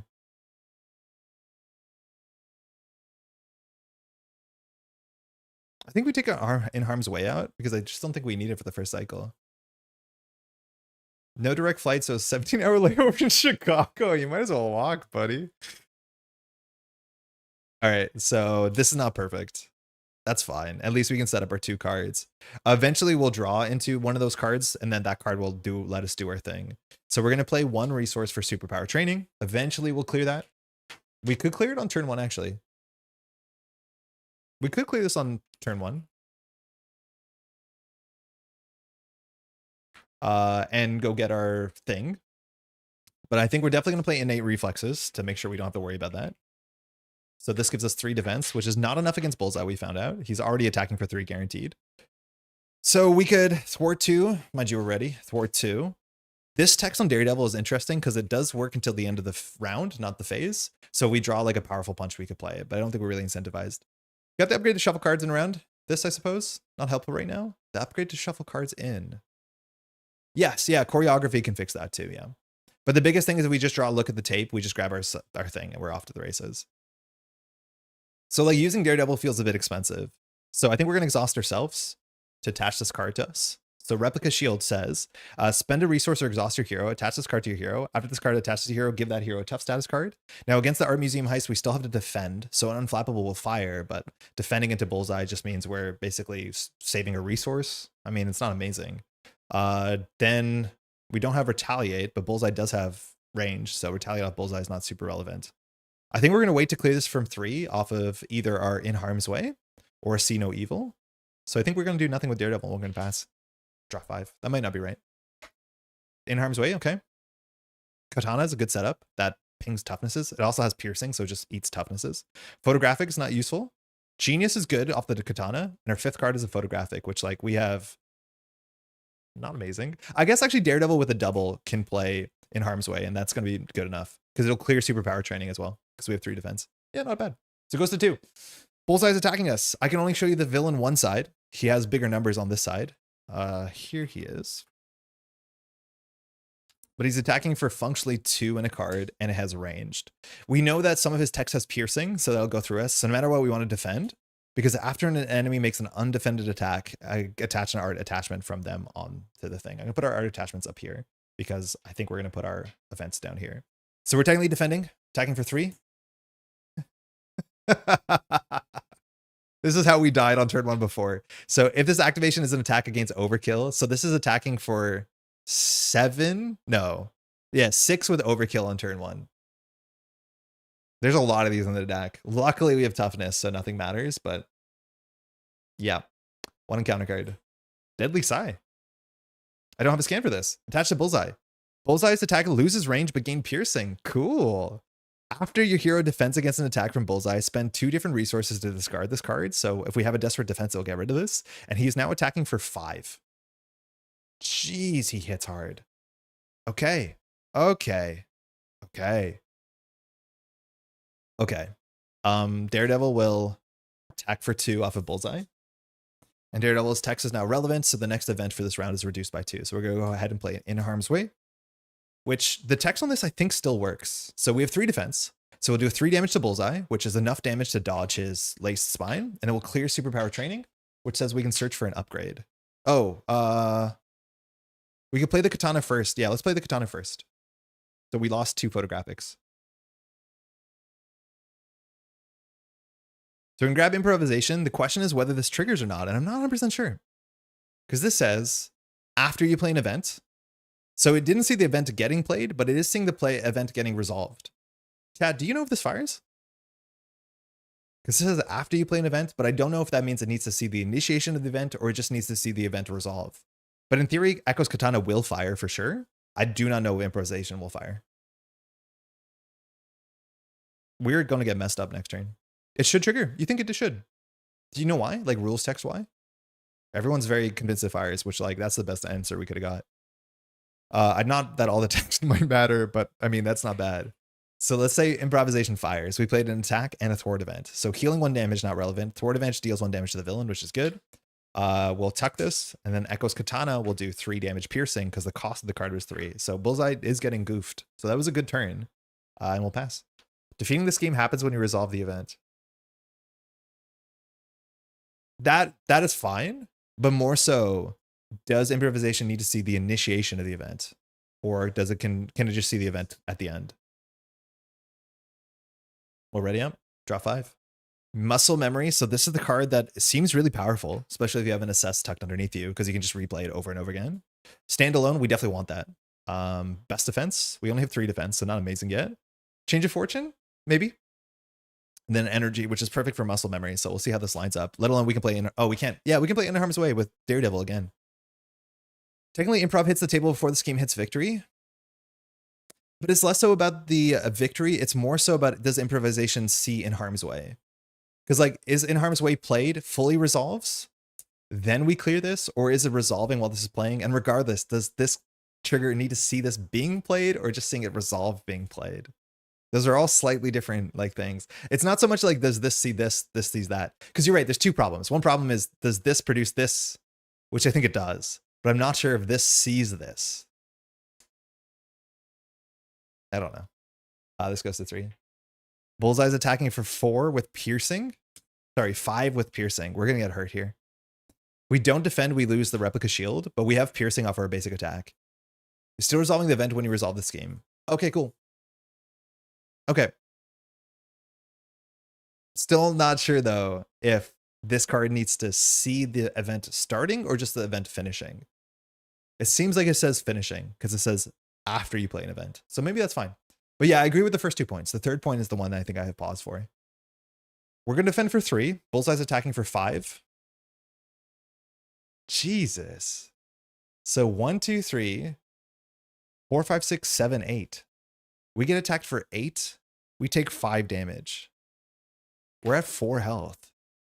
What is this guy doing?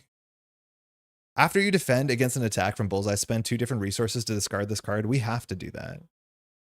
Unfortunately, 2 different resources is expensive for us. But we have to get rid of the Deadly Sigh because +2 attack every turn is going to kill us. So Change of Fortune has to go, which means, like, Best Defense has the same type, which sucks. Standalone is important. Energy means we can play Muscle Memory. So I think we have to get rid of this. I mean, I don't think we can survive another Deadly Sigh attack. This hand's not good, but we have to spend 2 different resource types. So I don't see another way to do it, but this hand is, like, really clumsy because every card's contingent on another card. Because, like, Muscle Memory gets played, which means we can play In Harm's Way. Yeah, it's really hard. Yeah, that's a really harsh card. I want to play Standalone because I mean, we have an ally, so it's not maybe the most important thing. But, like, a bunch of these attacks just have overkill. But Standalone seems necessary because of the Quick Strike minion. So I want to keep this, which means these cards are extra. So I think we just give a Muscle Memory with a Change of Fortune. Because the Best Defense is playable, yeah. Okay. So we'll discard these to discard this. 1 encounter card. Nice. Has Surge. Inspiring Pot. So Inspiring Pottery. Attached to the villain, gain Stalwart. Now we have to collect all of these, because for each one attached to Bullseye, not only does he scheme more, we add 1 more thread per player. But when we get attacked and don't block, we only lose 1 piece of pottery. So we haven't had to play yet where we're juggling 2 pieces of art, but we're getting there. Uh-oh, Tug of War. I don't think we have the card of this. When revealed, you may spend 3 physicals. Nope. To move the art attachment from the villain to your identity. Otherwise, move an art attachment from your identity to the villain, and this card gains Surge. So he grabs the replica shield, which means he gets a toughness. That's not too bad. But this has Surge. Ah, the owl. I think we're going to lose. The owl has Quick Strike with piercing. Luckily, we don't have any pots, so, like, we can't, like, lose anything to it. But the owl just attacks for 2 into our face. This is bad. He hits way hard. Inspiring Pot was used by musicians around the world for many years. IMHO is good when you actually need to interact with the villain attachments instead of just ignoring them. Yeah, it's cool. It's cool. But we can't clear the owl, which is going to be a problem. We're not going to block with Daredevil. We'll take 2. We're down to 2 health. We don't have any events in our hand, so Katana Improvisation won't fire. So we're not in a good spot. We don't have a physical, so we can't steal this. We don't have a wild, so we can't steal this, which means we're adding 3 threat to this. And then we still have to deal with the owl. And Bullseye is tough. This is really bad. And this is going to be an issue with like decks like this. Is like when this is what your hand looks like, a lot of your hand does not push you forward. We at this point also in harm's way would start to be good here. We have 4 more photographics in the deck. We could use Daredevil because I think we're going to have to block Bullseye with Daredevil soon. And I don't think we want to take the pots because, well, yeah, we can't. So what could get us out of here? We have 1 more powerful punch. We have 1 more in harm's way. Yeah, it's an event-based hero problem too, but like in theory, Echo has consistency. The thing is like when we're setting up as a greedy protection deck, we don't have a lot of events tucked. So it's like, oh, okay. So we can't play both of these. So the question is, which one do we play? It's probably standalone because it's just a safer card. So we'll play standalone. We're going to put our defense cards on the back line this time over. So if we get attacked again, we can exhaust this already. Daredevil should probably attack or thwart for 2. I think we're going to thwart for 2 because we're worse at that. Because there's a chance we can one-shot Owl. No, it's not really easy one-shot Owl. I think we have to attack Owl. So importantly, our next event this round costs 1 less. We're going to discard this just because we have to draw deeper. This could be our last round. Army 1, that would have been pretty good that turn. Ronin is here, just in time for Daredevil to leave. Disarming defense. I mean, the problem with disarming defense is Bullseye is attacking for 3. This only puts us at 5 defense, so it's not guaranteed. But disarming defense here would be perfect. We can play it for free, though, because we have Daredevil. So I think we're going to have to get lucky here, because I think we're going to defend for 5. And if we don't get a huge boost, like we need this to trigger, because then it actually grabs the replica shield. Very cool. 1, 2, 3. Photographic means we can actually play the same disarming defense twice. We can play the same disarming defense twice. We can steal 2 of these. Wait, this is incredible. 4. We can play it 3 times. Wait. This is suddenly cool. This goes to 6 of 9. So Bullseye schemes, we lose. But Bullseye's attacking for 1, 2, 3, and a card. Okay. We're going to play our first disarming defense for entirely free because of the roving Daredevil reduction. So we're defending for 5. Now this gets tucked because I think it just resolves. We'll photographic to play the same one. So now we're defending for 7. And if we take no damage, we can just get rid of 2 things. Do you know what's really funny? It discards them. So they actually are out of the game. Like it puts them in the discard pile. Because we're not doing the hero action to get these. We're just getting rid of them. So we're saying there's no art, which might honestly be better for us. Improve is triggering. Improvisation is triggering. You're so right. Let alone we can also fire the katana.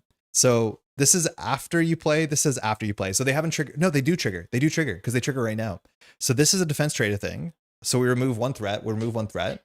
And we can fire the katana, which can hit Bullseye for 1 with piercing. Which, I mean, maybe the piercing isn't great. But hitting the owl for 1 doesn't really matter too much. No, it actually does. Yeah, we'll hit the owl for 1 instead. Because we can hit it with our basic then. Okay, Bullseye attacking for 3. 4, 5 off of Mr. Fish. We take no damage. We discard these. So he keeps the toughness, but he loses the stalwart. I mean, it's not easy to discard the upgrades, but we figured out how to do it. This one doesn't get tucked. Okay, the owl attacks, and now like the owl attack is just damage. It's attacking for 2 with piercing. We could put Daredevil in the way if we want to, but Daredevil wants us to play in harm's way. We can't take 2 damage to our face though, so we have to block with Daredevil. If we get attacked, we lose. Oh no, standalone. Hold on. We will always fire this, so we're ready. We can still block with Daredevil though. We could block with our face as well. I think we block with our face. I think when Daredevil fires his thing, even if he's defeated, that is an ongoing text. So we can play photographic reflexes to do in harm's way.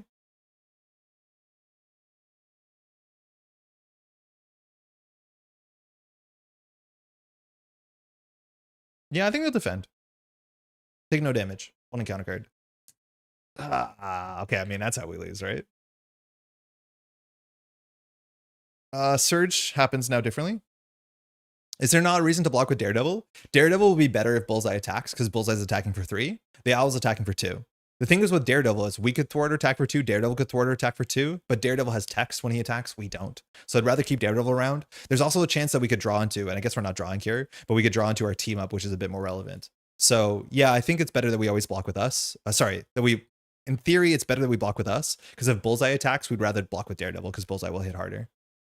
You want him off the board? I mean, it's not a rush, because we can just activate with him. Ooh, okay, so we got punished. Sort of? No, this is actually good. This is also a really good reason. So attach to an ally without this.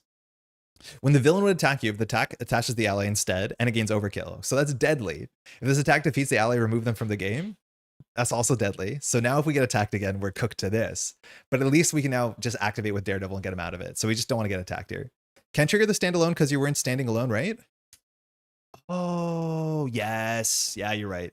Yeah, I forgot about that. So we had to block with Daredevil. Yeah, you're totally right. We can't trigger this. So the owl, we have to block with Daredevil. Daredevil gets knocked out. Yeah. This is a Ronin card. You're very right. Then we draw this and just gain Surge. I mean, this turn has been really interesting. There's been a lot of moving parts. But if we get attacked again, at least we can ready still. Because we did the right order. Okay, got him. We're already exhausted. We've surged so many cards, and now Surge just puts it on the stack. They changed how Surge works, so it doesn't just jump the pile. Surge. We've surged so many cards this round. All right, another Surge. Impossible Object. Attach to the villain. After this card attached to the villain, confuse that character. I mean, that's actually good for us.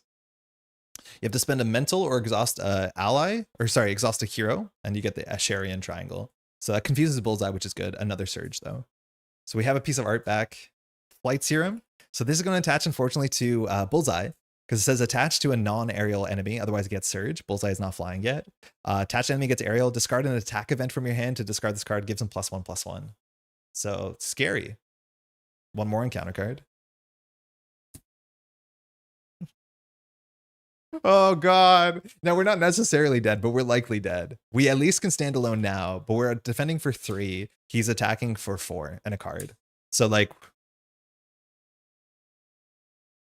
yeah, we're guaranteed dead.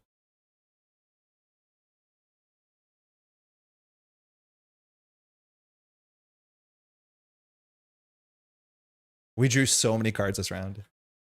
We almost got out of it, but we're not gonna get out of it. Man, Bullseye is lethal. So he's attacking for 3. Attack for 7. We die. There's some really big downsides to playing Ronin, and this is them. That attack did not have overkill, but it was attack for 7. Oh, villain doesn't take 7. Excuse me, we take 7. So we're knocked out. Man, Bullseye is just disgusting. Just the boosts off the top are gross. Let's give it another shot. We had a really interesting turn last turn. Like, getting rid of 2 art pieces is sick, but like, that was the surging of Expert on top of the surging in this deck, so that's fine. I mean, it doesn't actually, like, we talked about drawing 6 Surge cards. At the end of the day, these were like blank cards, so they don't really matter. It's just like, the ones that do matter are exhaustion, which I guess we were exhausted. Yeah, Bullseye absolutely killed everyone. Damn. Okay, let's give that another shot. I don't think there's anything we have to change from our deck yet. Okay, so I'm going to do 1, 2, 3. Mystery card is 4. If we don't roll a 4, we don't have to search for it. 3. So he's getting the pottery. So he's going to be stalwart. They did a good job of making him lethal. Honestly, maybe too good. He's like, we've died on turn 1 against him already, and I don't think it's that hard to die to him turn 1. I was so excited for the Confused because we had a window to jump down. We just couldn't get attacked again. I don't know his kit enough to know like how many cards he says that just say like get another activation. Is there any other aspect you'd be excited to play Echo in? Yeah, Justice seems really good. Aggression seems really good. You can stun lock forever. Leadership is the one that's a bit less obvious, and that's because a lot of her kit like fires off of playing specifically attack or thwart events, but there's still good leadership events you can play. But basically anything besides leadership. Hey Lucas, how's it going? Did you enjoy playing Daredevil? Yes, so much. And out of the 2 precons, Daredevil was way more fun. That's not saying that Echo wasn't fun, but like when we played standard precon Echo, again, games were 3 rounds. Daredevil, we had to fight for it. I do think a pre-constructed Echo deck is going to be fascinating. A pre-constructed Daredevil deck is also going to be fascinating. They're both going to be pretty cool. Okay. So we have the spine. We have a nice inspiring pot. We start with 1 threat. He's technically adding like he schemes really hard here because he adds 2 at the upkeep and then schemes for 2. Leadership sidekick. Yeah, I guess. I mean, I find sidekick to be really boring. I don't know. I got tired of sidekick. Same way that I'm not excited about cameo, but sidekick is fine. Sidekick itself, like if you play the side by side, I don't think it's traded, is it? But you can play the side by side over and over and over again. I mean, that's not bad. Our stats are not amazing, so it's okay. Did DD have the problem in practice with his sense deck dominating play? It's hard to say, and I wouldn't say it's a problem. I would say it's a feature. It's like, why do you play Daredevil? It's because you have the sense deck for sure. And it's like a nice little fun puzzle. I think it was definitely pronounced in the precon because like there's a lot of cards in the precon that I would not play 3 of, let alone some of them play at all in solo play. And that was a really cool thing to be like, oh, do you have bad cards, you know, quote unquote bad cards in your hand or cards that don't make sense for the board state? Cool. They just trade 1-for-1 for sense cards. And the sense cards were fun and flexible and interesting. So it was like, it would definitely have been a deck that would have been really frustrated playing almost any other character. But luckily with the ability to grab 1 cost, you know, superpowers, it was genuinely very, very cool. Every turn was a sick puzzle. He had so much good comeback potential where it's like you looked at the board, you're like, oh, we're so done. And then you like play the right things over and over again. Like you convert this like awful contingency planning you drew in your hand. They were like, oh, this is not going to help us win this turn. I drew a contingency planning with 2 allies. What am I doing with this? And then you turned the corner. Like it was kind of really cool. Really enjoyed it. We streamed, mind you, for like 8 hours, so there's a lot to watch if you want to. But yeah, you can see how much I enjoyed Daredevil for sure. Katanas say if it needs to have an attack card. No, Katana's any event. It doesn't care about the traits. It just says after you play an event, deal damage to its cost. Did you lose the first round I left and come back just now? Yeah, Void. Why did you leave?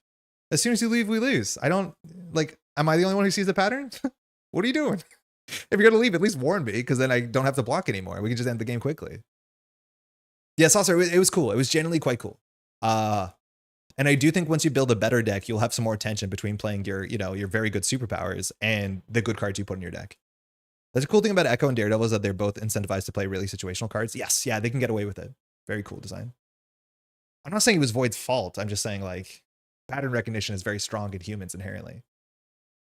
We'll figure it out. All right, let's bring that back. We're at 9 hit points. That was brutal. Man, Daredevil is a nemesis and a half. All right, we start with this innate reflexes, which I'm glad we had it. I do want to say the first game we played today, which was very convincing, we started with 5 block. 5 block would have gone pretty hard this game. You can't always mulligan like that.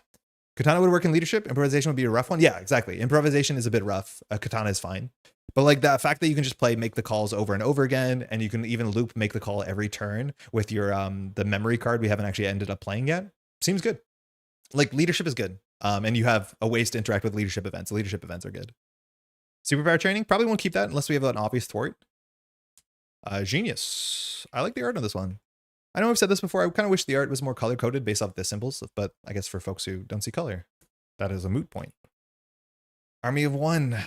Not really good. It's 2 resources for 2 thwart on the sport state. Photographic. Hard to fire photographic on turn 1. And we have an improvisation, which that is probably worth holding on to, especially because we have the double. That does mean superpower training has fewer things it can get, but like say that we do this. So we're going to have 3 more cards plus the 4th card. So we can do 1, 2, and then we can get a 1 cost event, which is not super great. We could also like play the superpower training, and then we can go grab and assess the situation and have like a mid tempo start. I think that's okay. And then we actually do 0 mulligan. Which, like, there's a weird thing here where sometimes 0 mulligan is right, because if I draw a card that I want to play, it's going to get into the way of the cards that I also want to play. Superpower training is the luxury here, and assess the situation is a luxury for sure. Why wouldn't you include your Echo and Daredevil team card in your decks? It seems like it's an auto-include in every Echo deck. Oh, I am. It's in the deck. We just can't play it on all board states for reasons. We were trying to play it on that last game and we messed up because we had it in our opening and we mulliganed it away and then mulliganed into Daredevil. And if you have it in your discard pile, the only way you can grab it is by playing the review the tape card. I never remember the names, but you definitely want to do it. Yeah, the team up is very good. How tryhard is your constructed deck? It's interesting. Bullseye took 2 games from you so far. How tryhard it is experimental. Because we're trying out the Ronin archetype and we're playing a bunch of the cards that I don't think I would play in the deck. I do think we're playing the best defense, which is probably not a 2 of in this deck unless you build into it more, which I think you can. But this is mostly like an exploration of Echo's new cards more than it is like build the best possible Echo deck. Again, it's like day 2, so I'm not stressed. We're just trying to figure out what these cards do. I think we're gonna hard keep this. I meant conceptually. What do you mean conceptually? I haven't played much since Sinister Motives. Love the set, so many Spidey villains and so much content. Me too. And like there's Spider-Man on a whole bunch of the art. I'm so excited to bring Spider-Man to fight Hammerhead at the art heist. Like that's just like perfect Spider-Man theming. Man, I want another Spider box so bad. But yeah, I love street level crime and like growing up playing Spider-Man video games, and like this is exactly what you're doing. New York City fighting Bullseye, not really, but more so the other people. 4 players, Echo's Katana deal 8 damage after you play Strength and Diversity. No, because this is printed. I actually don't know, because this is printed too, but the printed text might not scale. I'm not sure, because printed is 2 per player, so maybe it is 8. But the problem is, Andy, you said in 4 players, does Echo Katana deal 8 damage after you play Strength? You meant to say after we play Strength and Diversity, right? I think there's a chance. I know this is printed, and I just don't know how scaling costs, if they're considered printed or not. I think it is a printed 2 per player, so it should be a printed 4, 6, or 8. So yeah, maybe. I mean, that card's probably a bit worse at 4 players. It doesn't scale super well, but you could do it. Notably, that card also doesn't have trait diversity. It's not an attack and thwart, which would have been really good, but strength and diversity is probably really good in Maya as well. She has, defender martial arts, which are somewhat niche traits currently in the card pool. Okay, we're going to do our thing, which is flip up. In Alter Ego, we're going to go grab our assess the situation, which value maxing, not really tempo maxing, value maxing. Come on. So you use the res to heal? Oh my god, she used the res to heal 8. Yeah, that's kind of cool. You love street crime? Kingpin? Imagine playing strength and diversity and everyone else at the table doesn't want to help you. I mean, find another table, right? All right. So in hero mode, we're going to play innate reflexes for 1. We're going to play superpower training for 1. So innate just gives us +1 health. Sorry, +1 defense. Superpower training has 3 threat. When we clear it, we can go grab an upgrade. And then we're going to... I mathed bad. Let's not take assess. No, we'll take assess out. We need tempo. We'll just play improvisation. Why did I do the math bad? Why was that hard? So this cost 2 cards. This cost 2 cards. This cost 2 cards. So 3, 4, 5, 6, 7. Yeah, I mathed bad. I thought we could play assess. I don't know what happened. We will probably just exhaust ourselves to take this. But then we have to block. We're going to block into Bullseye no matter what. So we take the vase, the exhaust, we get Stalwart. It means we put less around the main scheme. So it's also like pseudo thwarting for 1. Yeah, that didn't seem like to be the way that we wanted it to go, but it's okay. Standalone, good to get that early. A Bullseye does hurt. Graphic for our pot. Hold on, I'll put the pot up here so we don't think it's an event. Hard to ignore? Maybe, but we have to be scaling our defense up for this to be good. Ronin, scaling our defense up for that to be good. And the res, which I haven't played yet because we haven't gone down to Alter Ego like once so far. In protection, it's not that hard to do if you build around it, but this goes to 2. Bullseye attacks are 2 in a card. If we don't defend, we lose the pot. We will probably defend here. We'll defend for 3. He's attacking for 3.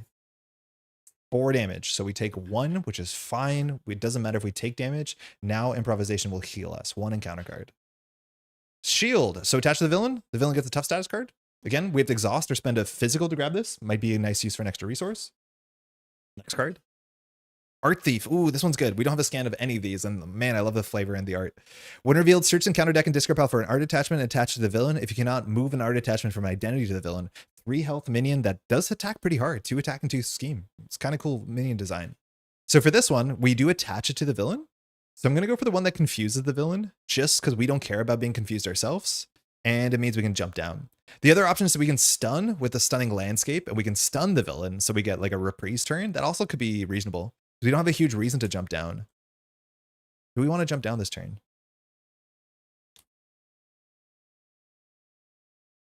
Do we want to jump down this turn? So we can go for the stun or confuse one.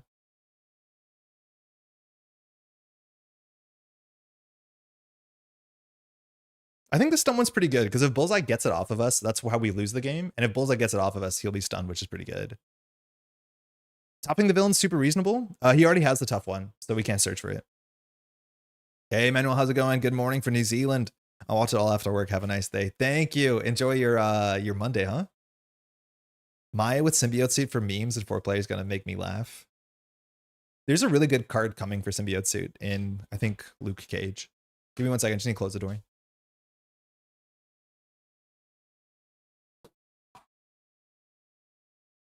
I almost fell over. It's fine.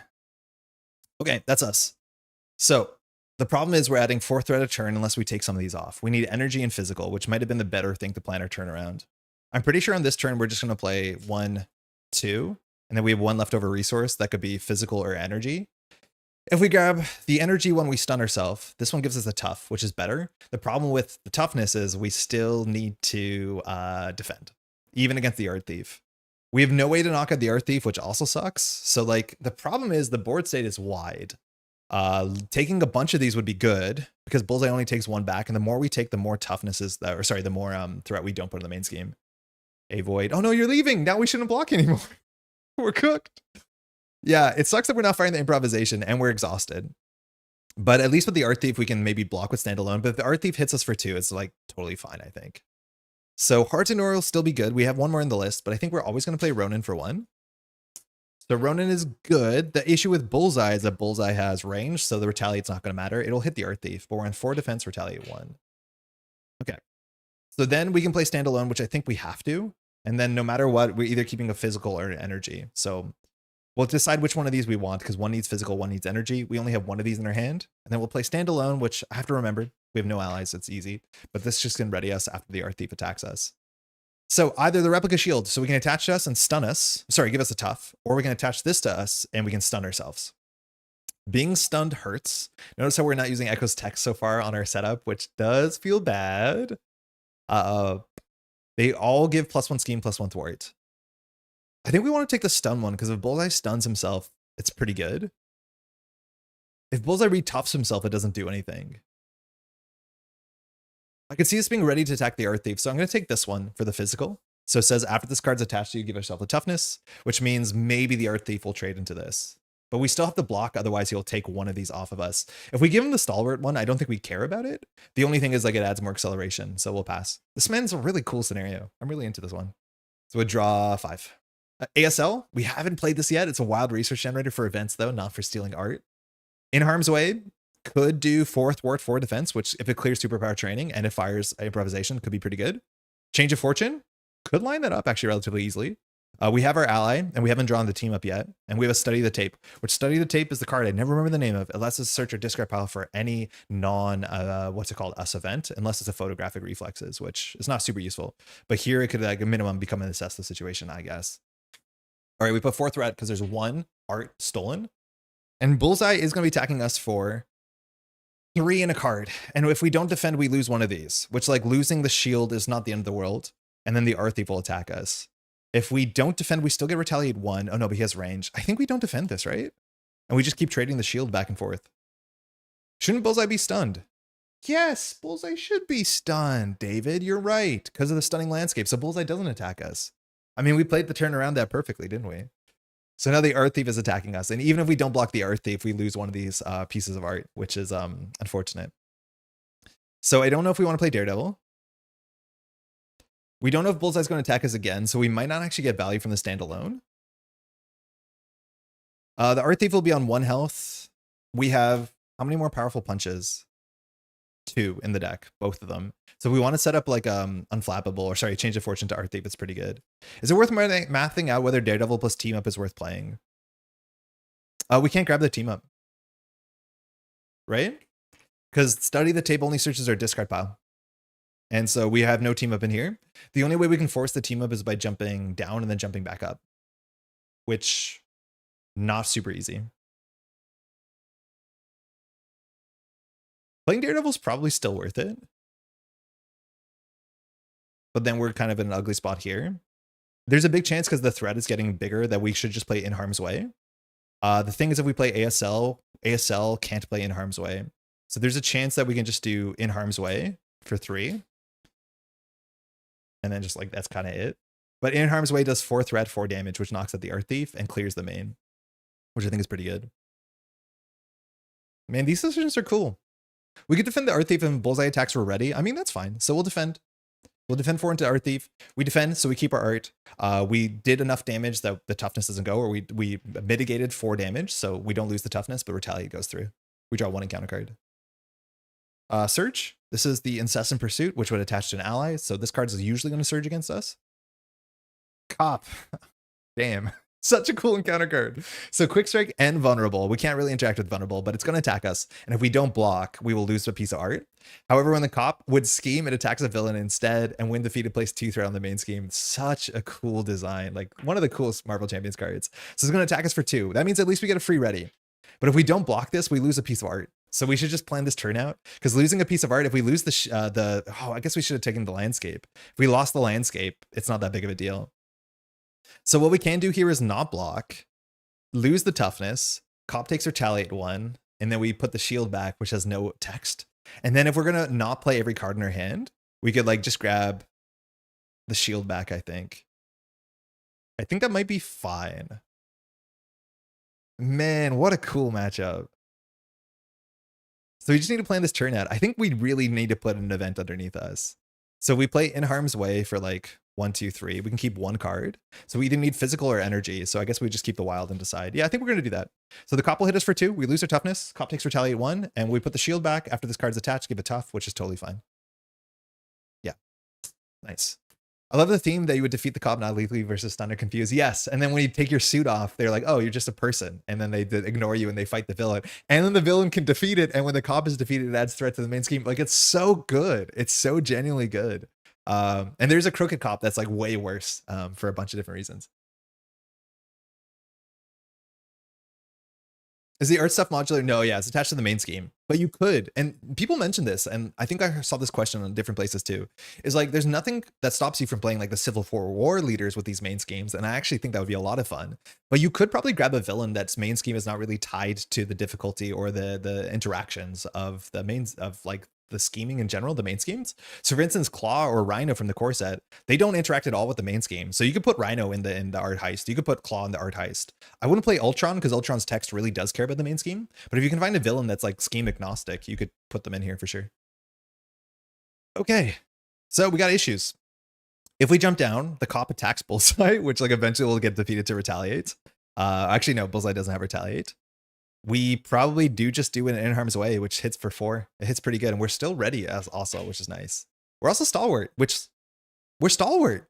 Wait, we're Stalwart, so we can just keep getting this back and then trading it off to Bullseye and using the Stunning Landscape to keep him stunned. Why didn't we do that before? I forgot we're Stalwart. Wait, that's really good. So we'll spend 3 on In Harm's Way.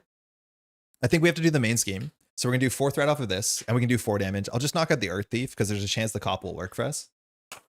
And then this gets tucked underneath us. We can do improvisation. We played an attack and thwart event. So sorry that you'll have hop-ons. So attack does heal 1 damage from Echo. That's perfect. And then threat says deal 1 damage to an enemy.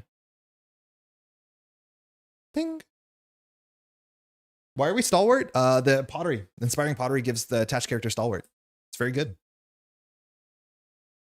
So then we're going to toss Matt to grab the Stunning Landscape. The Stunning Landscape reduces the scheme, the thwart, and it gives us a stun, which we can't get.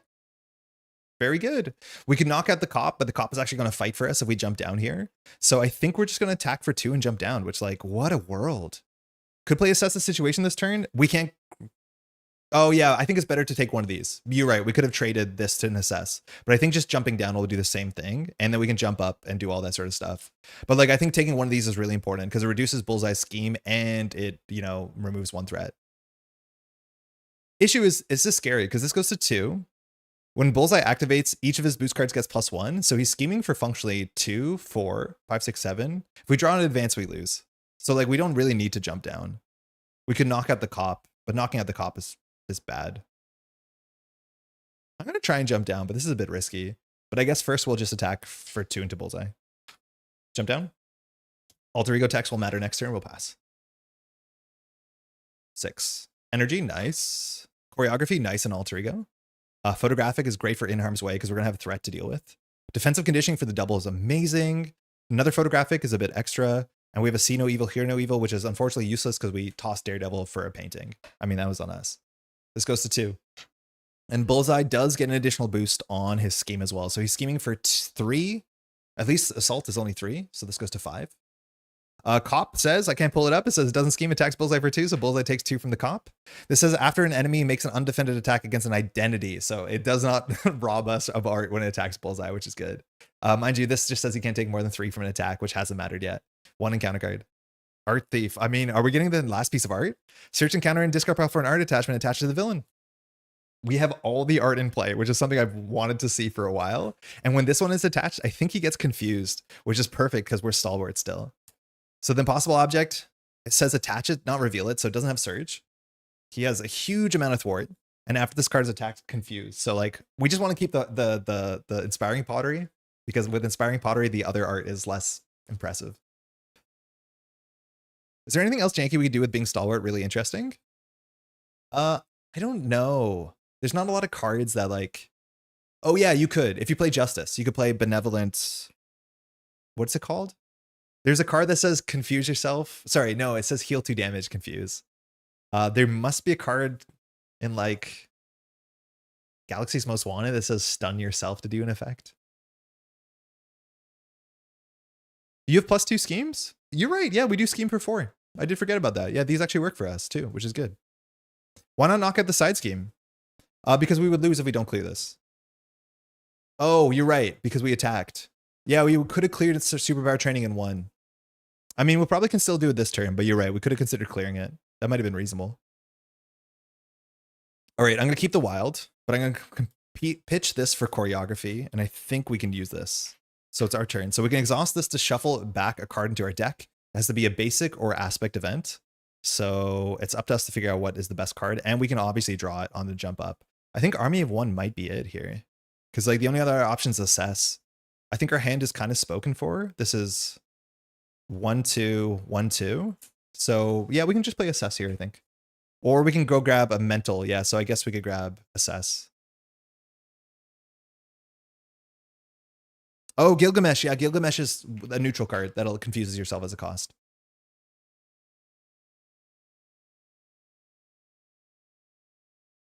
Yeah, we're going to have 5 defense now, so we're going to have a good fight.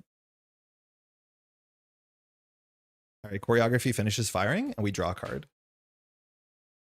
Oh, yeah, we're going to draw another card. So we draw best defense, which, like, on this turn would be better if we had already. Ooh, actually, is the best defense good? This gives us... I mean, we already have 4th thwart. Knocking out the cop is a bit scary. The Earth Thief I don't care about. Interesting turn. What Eternals have the Eternal trade? Heroes? None. That's the first Eternal card we've ever seen. At some point, they'll put out an Eternals box and everyone will be like, really? That's what you did? I don't even think the dog. I thought Lockjaw was an Eternal. But Lockjaw is an Inhuman, so I'm wrong about that. Hulk-like art. We'll flip up. When we flip up, we got to do our text, which says that we can search for an event and add it to our hand. I think we're just going to play assess because it has a mental resource on it, and we don't care about drawing it later. So sorry we have to do all that shuffling, but you technically have to with choreography. Okay, so playing in harm's way will remove 5 threat once we play our defensive conditioning, and we'll have more of a health buffer. And then we can knock out the Art Thief. We can knock out the cop first. I mean, we'd rather actually knock out the Art Thief because the cop, like, we don't care about the cop. Hey, how's a new box? Still catching up really good. So far, so good. We're learning a lot, and this is the first time we're playing on an expert, and like Bullseye is terrifying, but it's like such a thematically cool box. How you doing, by the way, Ren? Okay, we'll play a double for defensive conditioning. So we've done it. We've maxed out our stats. Sometimes it takes us 1 turn, sometimes it takes us a bunch of turns, but we'll go up to 12 health, and we have 5 defense, which is really quite good for in harm's way. The damage on in harm's way is kind of useless because the advanced adamantium lace spine, and we're not doing a lot of damage to Bullseye. And unfortunately, while we do have retaliate, he does have ranged. So I think here now we will start by photographing in harm's way. I guess we'll keep the wild. So we'll play in harm's way, which allows us to do 5 damage and remove 5 threat. So we're definitely going to clear this.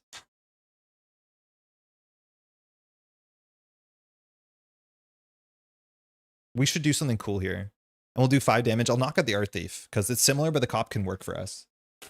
So now I'm going to do something strange. I'm going to thwart for 4 off of this. When we clear it, we can search our deck and discard pile for an upgrade. And we're now going to start to do the weird loops that we can do. This is a value loop, not a damage loop. We also still can do improvisation here, which actually I think incentivizes us to knock out the cop, but whatever. Because we played an attack and defense thwart events, which deals 1 damage and heals 1 from echo. So we'll just deal 1 damage to Bullseye. So we have muscle memory, which I've never played this yet. It says we can exhaust this to grab a card tucked underneath us, but improvisation will trigger off of the card we just played, which says that we can do 1 damage to Bullseye. The cop will get knocked out to retaliate slowly, so we could do 1 to the cop, but like it should be fine. Oh, that's us, excuse me. Recover 1, villain 1. Now we can just play assess the situation. This is what I wanted to set up. So we have +1 hand size, we'll tuck it.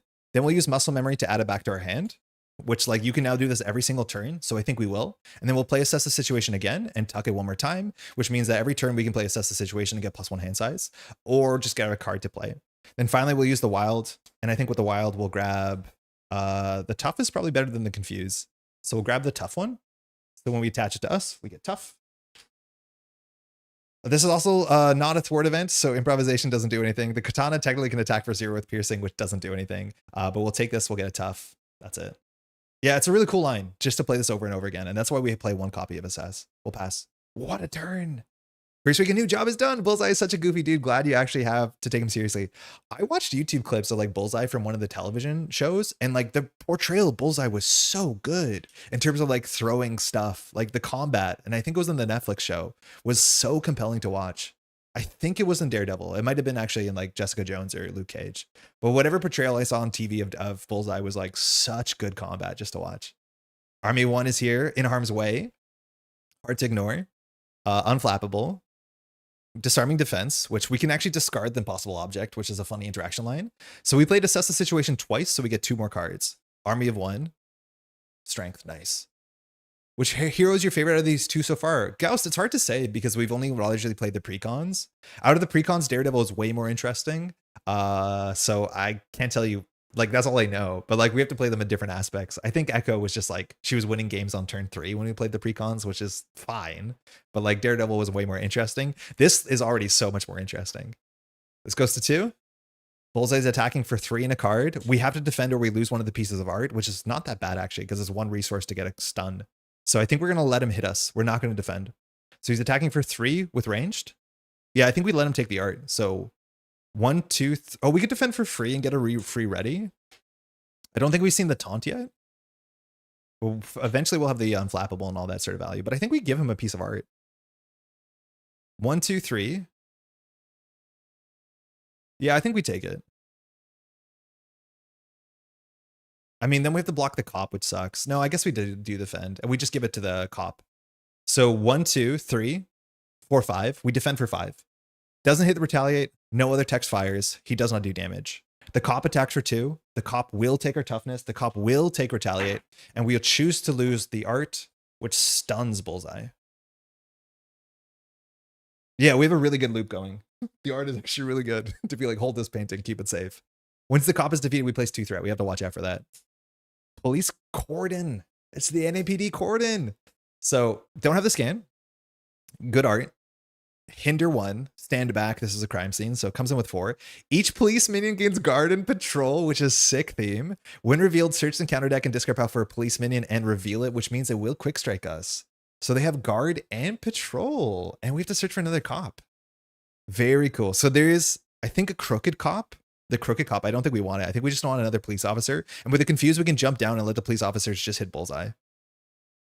I mean, that's sick. So this thing comes in, it quick strikes us for 2. If we let this go through, which this should be ready.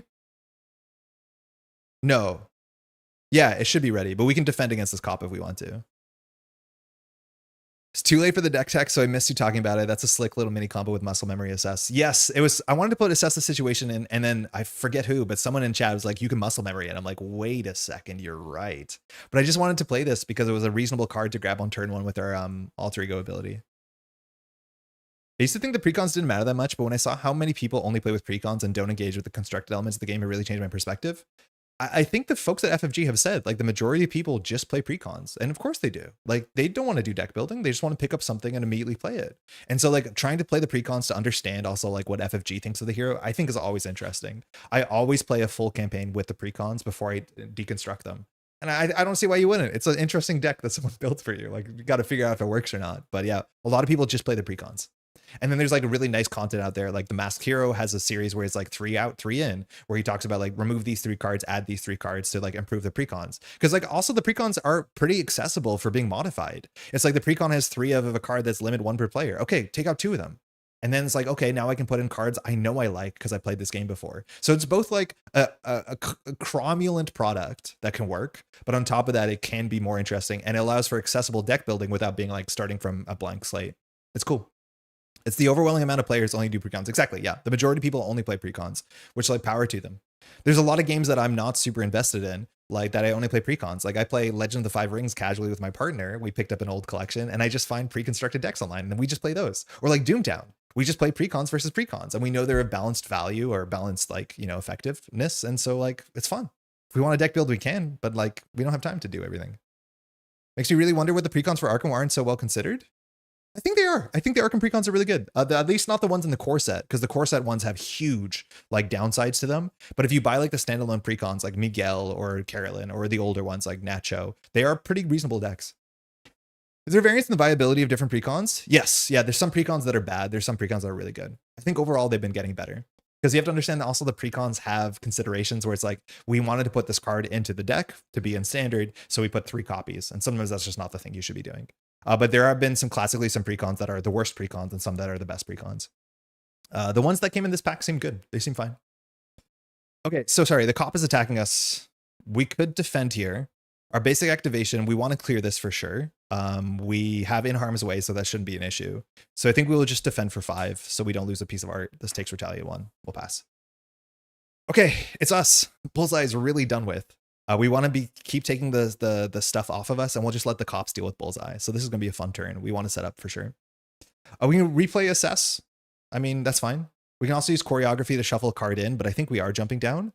We could have used disarming to like get rid of one of these, but I think having them around is actually kind of cute. So I don't think we need army of 1 here. So I think we'll just play an expensive in harm's way and then just play 2 upgrades. So in harm's way, we're at 5. So this says deal X damage and X threat, where it's 5. So we'll clear the police cordon. So they lose guard and patrol, and then we have to deal 5 damage.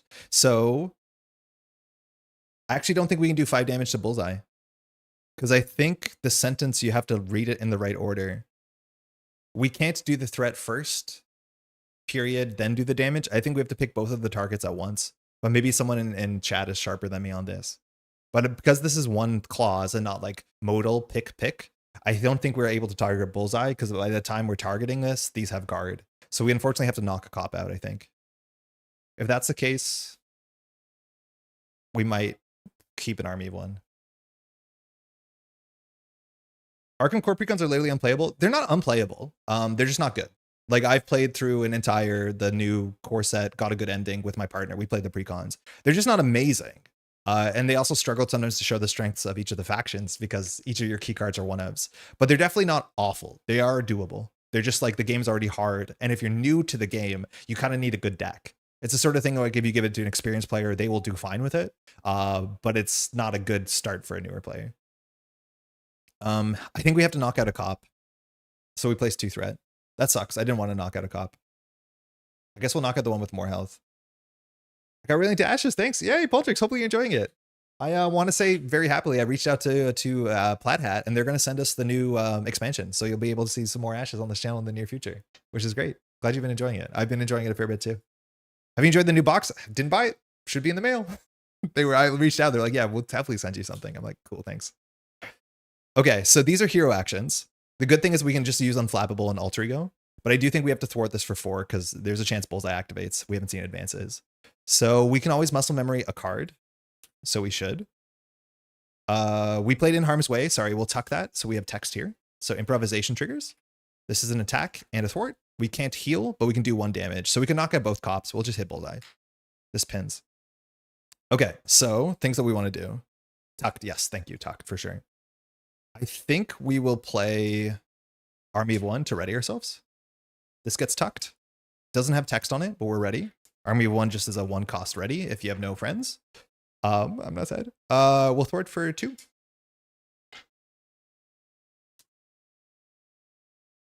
We'll spend the Army of 1 energy to take the stunning landscape, which would stun us, but we're stalwart.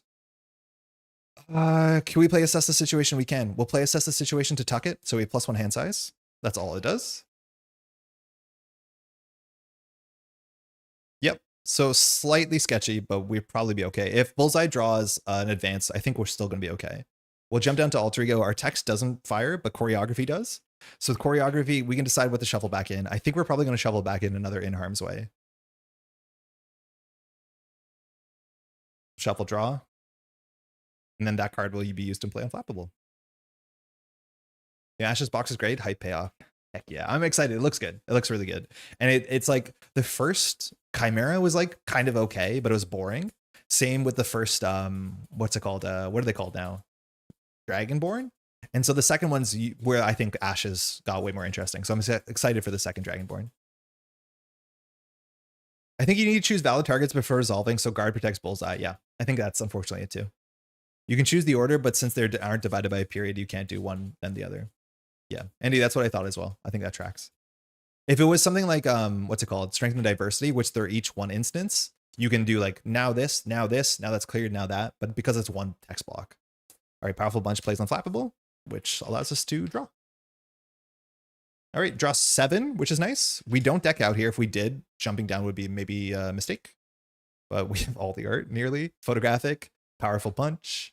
Echo's Katana is the last setup card we really want. 4, 5. Taunt is playable. 6 is best defense. Wow, we don't deck out. We have a Study the Tape, which is super flexible here.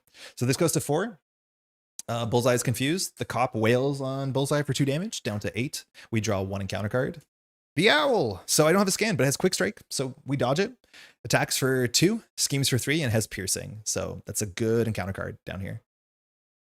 Want to spoil anything, but I'm enjoying the new box. Perfect. No, that's good to hear. Very much also Hawkeye coded, which will be good for me. Okay, Unflappable should be ready.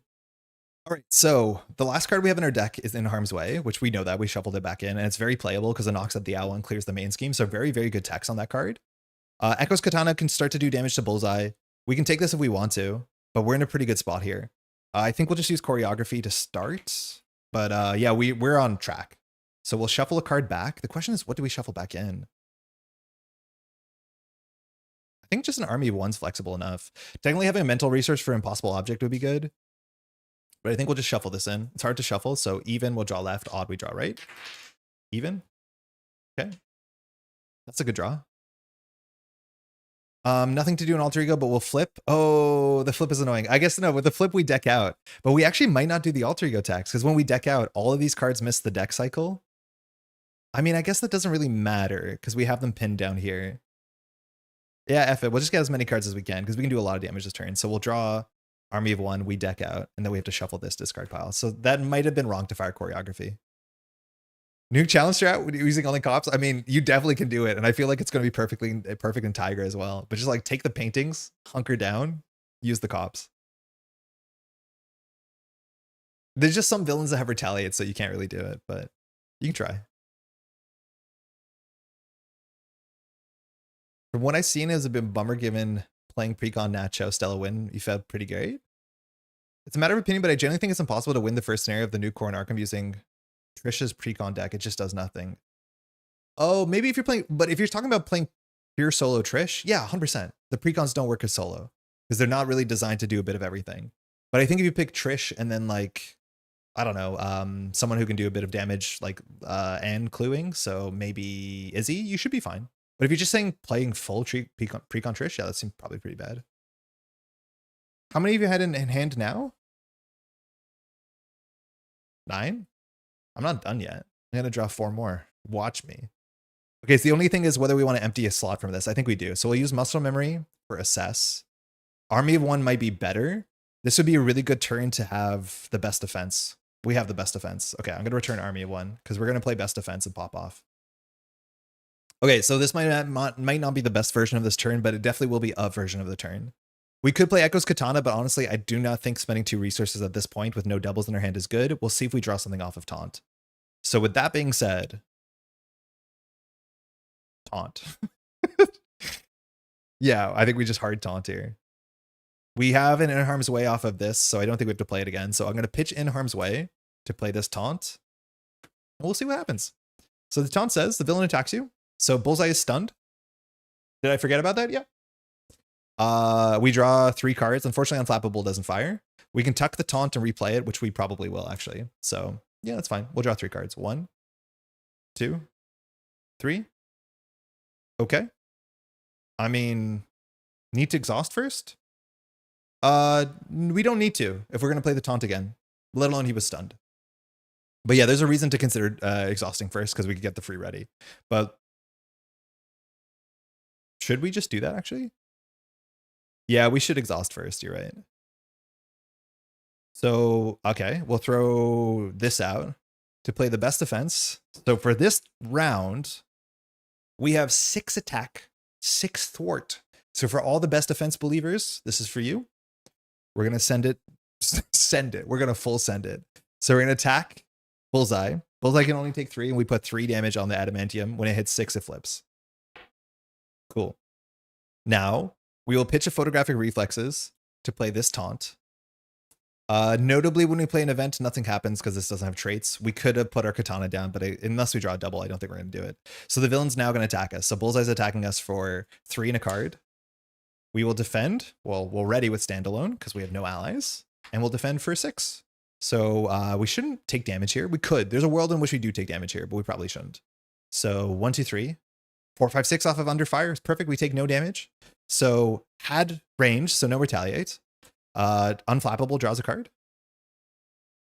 And then Taunt draws 3 cards. We can't tuck it. 1, 2, 3. This is our hand. And I'm meant to make sense of this. Okay. Okay, we'll make sense of this. We said the dice to 6. It's so satisfying. Okay, I will. But I'm going to remember. I'm going to forget to put it down. But I'll put it at 6. All right. I mean, it feels a bit too late to either play ASL or the Katana, but I want to play ASL because we haven't played it yet. So we'll play ASL. It just gives us a wild generator for any events played by any players. So if you are at home and you're playing Marvel Champions and you need a resource, please just hit me up in chat. Because we don't need all these resources. Okay. We could study the tape for another Taunt. I mean, no, we're exhausted. I mean, we could. We could. Regardless, we'll use this 1. Powerful Punch probably wins the game, but we'll do 2. I don't think we need Change of Fortune. 3. And we'll play... We threw it out. Oh, no. We threw out the In Harm's Way from hand. We probably shouldn't. So I'll spend 1, and I'll play this In Harm's Way off of this photographic reflexes. So In Harm's Way does what we want it to do, which is 6 damage, 6 threat. So we'll knock at the owl, which might be wrong. And then we'll do 6 threat from this. This is attack and thwart traded. So we can do heal 1 damage. We're at full health. Thwart traded is deal 1 damage to an enemy. So Bullseye we can hit for 1 more, I guess. Here we could have done 3 more damage if we played our Katana. Probably not worth. Probably not worth. Now we just want as many readies as we can play. So I think we're just going to spam readies now. Yeah, I think we just spam readies. So I don't think we're going to play Change of Fortune. We'll play Change of Fortune for Army 1. We'll tuck it. So we ready ourselves. Great. Now I can build a 3 to 6 cost deck. It's all airships. Turn 1 airship. We'll attack for 6 into Bullseye. So Bullseye only takes 3, but we put 3 more on here, which is not the best, but we got to flip this over. Damage Spine. So Damage Spine says that after Bullseye schemes, remove 3 damage from here. Then if there's no damage here, flip this card. So he will have to scheme twice for this to be done with. Now he's on 1 health, which is pretty ugly. So we actually probably do end up playing the Katana here. I definitely didn't do the best line, but we did a good enough line to be happy with this. So I do think now playing the Katana is worth something because I don't want to attack to 6 into Bullseye. So we'll play the Katana. So I'll do 1, 2. Powerful punches do a lot of damage, but I think we can just spam this hand. So spend 2 on Echo's Katana. It says after you play an event, which imagine we did this before we played a card. Yeah, we should have played this before. Oh no, it's fine. It's fine. It's fine. So we'll play Army of One. We'll tuck it. When we play Army of One, it readies us. So we get ready. We have no allies. And then this is a 1-cost event, so we'll do 1 damage to Bullseye, and we'll find out what Bullseye 3 looks like, which we've never seen before. Bullseye 3, when revealed, find deranged bloodlust and reveal it. That's scary. Schemes for 1, attack for 3 plus 1, so 4. Has only 18 health. When Bullseye activates, each of his boost cards gains 1 and arranged. Okay, so set 18. It's deranged bloodlust? I mean, that's a card. Oh, it's a scheme. This is some Hercules level nonsense? Yes. Yes, it is. It is ridiculous. This is the first time we've tackled Bullseye. No, so far this weekend, we played Bullseye 4 times. We've died twice. This is our 4th time. We won once. Bullseye has defeated Echo consistently. Once on turn 1. Today we died on like turn 3. And then this is our second chance. We played him once with Daredevil and it was fine. I have the scan for this. Deranged Bloodlust. When revealed, puts an additional threat here equal to the number of Bullseye's stage number. Love scaling like that. So this goes to 7. More cards should scale on length of game. Okay, so we can thwart for 6, We could clear Deranged Bloodlust. I mean, that's fine. Yes, we could do that. There was definitely a more efficient turn here that we could have done. But yeah, I mean, that's fine. We can play Study the Tape to go grab a card from our discard pile and play that. Or we can just play an Army from One underneath us and then Study the Tape for another Photographic Reflex. I mean, we have a lot of damage here. We have an extra... No, we win. No, we win. We attack for 8 into Bullseye, 6 into Bullseye. We will then play Study the Tape. Study the Tape says, search player's discard pile for an aspect event or a basic event or copy Photographic Reflexes. We'll play 1 Photographic Reflexes to play a copy of Army of One. We're ready. We'll attack for 6. We'll use this Photographic Reflexes to play this Army of One. We'll attack for 6. Got him. Easy. Yeah, we had exactly 18 damage there. Mind you, in this next round, we probably will draw some amount of damage, and we could, yeah, we'd be good. There's a chance that like the more defensive or consistent thing is to actually hold on to a powerful punch, because if we draw a Photographic Reflexes, powerful punch is like 10 damage. It's really good. Yeah, the best defense dream did pay out. Defending in this scenario is really good, but honestly, like just having the pottery is really good, because then all these other ones are a benefit. Like that's a really interesting thing. But yeah, we did do the thing that the designers don't want us to do, which is get to stage 3 and immediately delete it. And this was not going to stop you from deleting it in one thing. This is why I love the best defense. Yeah, I could see it. The best defense was nutty good. Really, really, really, really good. And mostly because we played 3 copies of Army 1 and we could repeat it with our like Photographic Reflexes, which was very, very good. Even just having an Army of 1 on you tucked, which is like something we should always do in solo, because if you get caught off guard, you get caught off guard, is that we can do Army of 1 with muscle memory, play it, and then play it again. So we have 2 readies, which is really good. Yeah, very, very good. I think it's fine to allow the player to just delete stage 3. I think the designers don't want that. I think that's the big reason also. Well, actually, that's a bit of more of a multiplayer thing. But like all the text in the world couldn't matter if Bullseye dies. Like the side scheme text doesn't matter. His text doesn't matter. This text doesn't matter. I kind of wish this flipped back when he advanced. Like you want to do these things that make rush not super possible. Because then otherwise you just play survive, survive, survive combo. And then you don't have to spend time on the worst text. And I do think they want you to survive the worst text. Seems like every game has just been won with a different combination of cards, which is cool. Yes, yeah, it does look like we have a bunch of different lines. And for what that's worth, that also might mean that our deck is just like not really well honed, where like we have the best defense package, plus we have this other package, we have the perfect block package. And so ultimately, maybe it's good to have flexibility, but you also could test this more and be like, it's only necessary to have one of these packages. I guess the best defensive package does overlap with the perfect block package, because if you're already going to have 5 or 6 defense, why not play unflappable, right? Man, standalone is quietly so absurdly good in solo, and especially the fact that we can play like a minimum 1 taunt in the deck, get it consistently, and be able to replay it like multiple times per deck cycle is also so good. So like standalone taunt is like phenomenal. The best defense offers so much flexibility for archetype that needs it. I mean, it is flexible, but it also is inflexible, right? Because if you're exhausted, it doesn't do anything. And that's the issue. Early game, it doesn't do anything because you have like 2.5 defense. But when you're in the mid to late game, it's very, very, very good for sure. Echo loves cards that are best when played 3 times. I mean, who doesn't? But yeah, Echo is really good at doing that. And that was sick. God, Cop is so cool. I can't believe I love Cop so much. Cop is sick. I'm so into Cop. Any character that changes card evaluation. I mean, we've had a bunch of characters in a row that make assess the situation like kind of interesting, right? I think Tiger is also really good for like reevaluating certain cards. This is sick. I'll put this deck list in the description. Notably, at this point, there's no deck list in the description. Usually there is, so I'll update this and add this.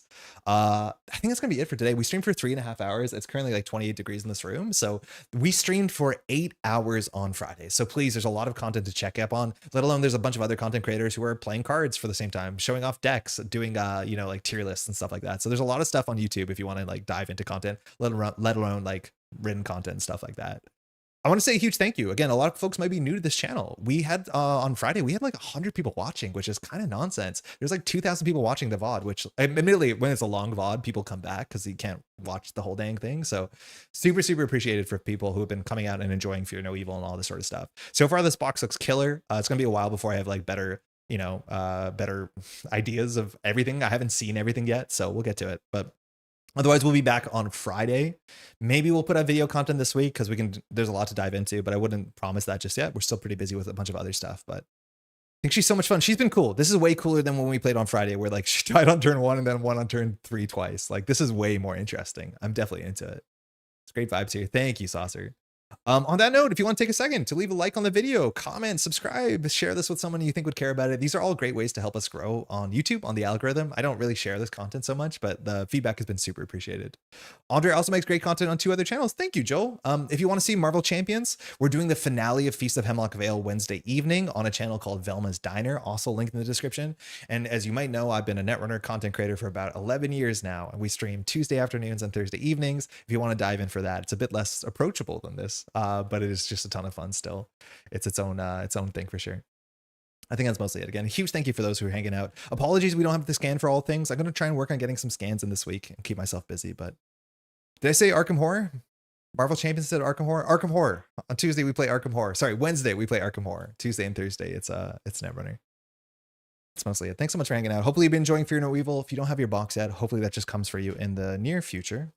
Fresh or well. Thanks so much for hanging out. Stay cool. We'll see you in the next one.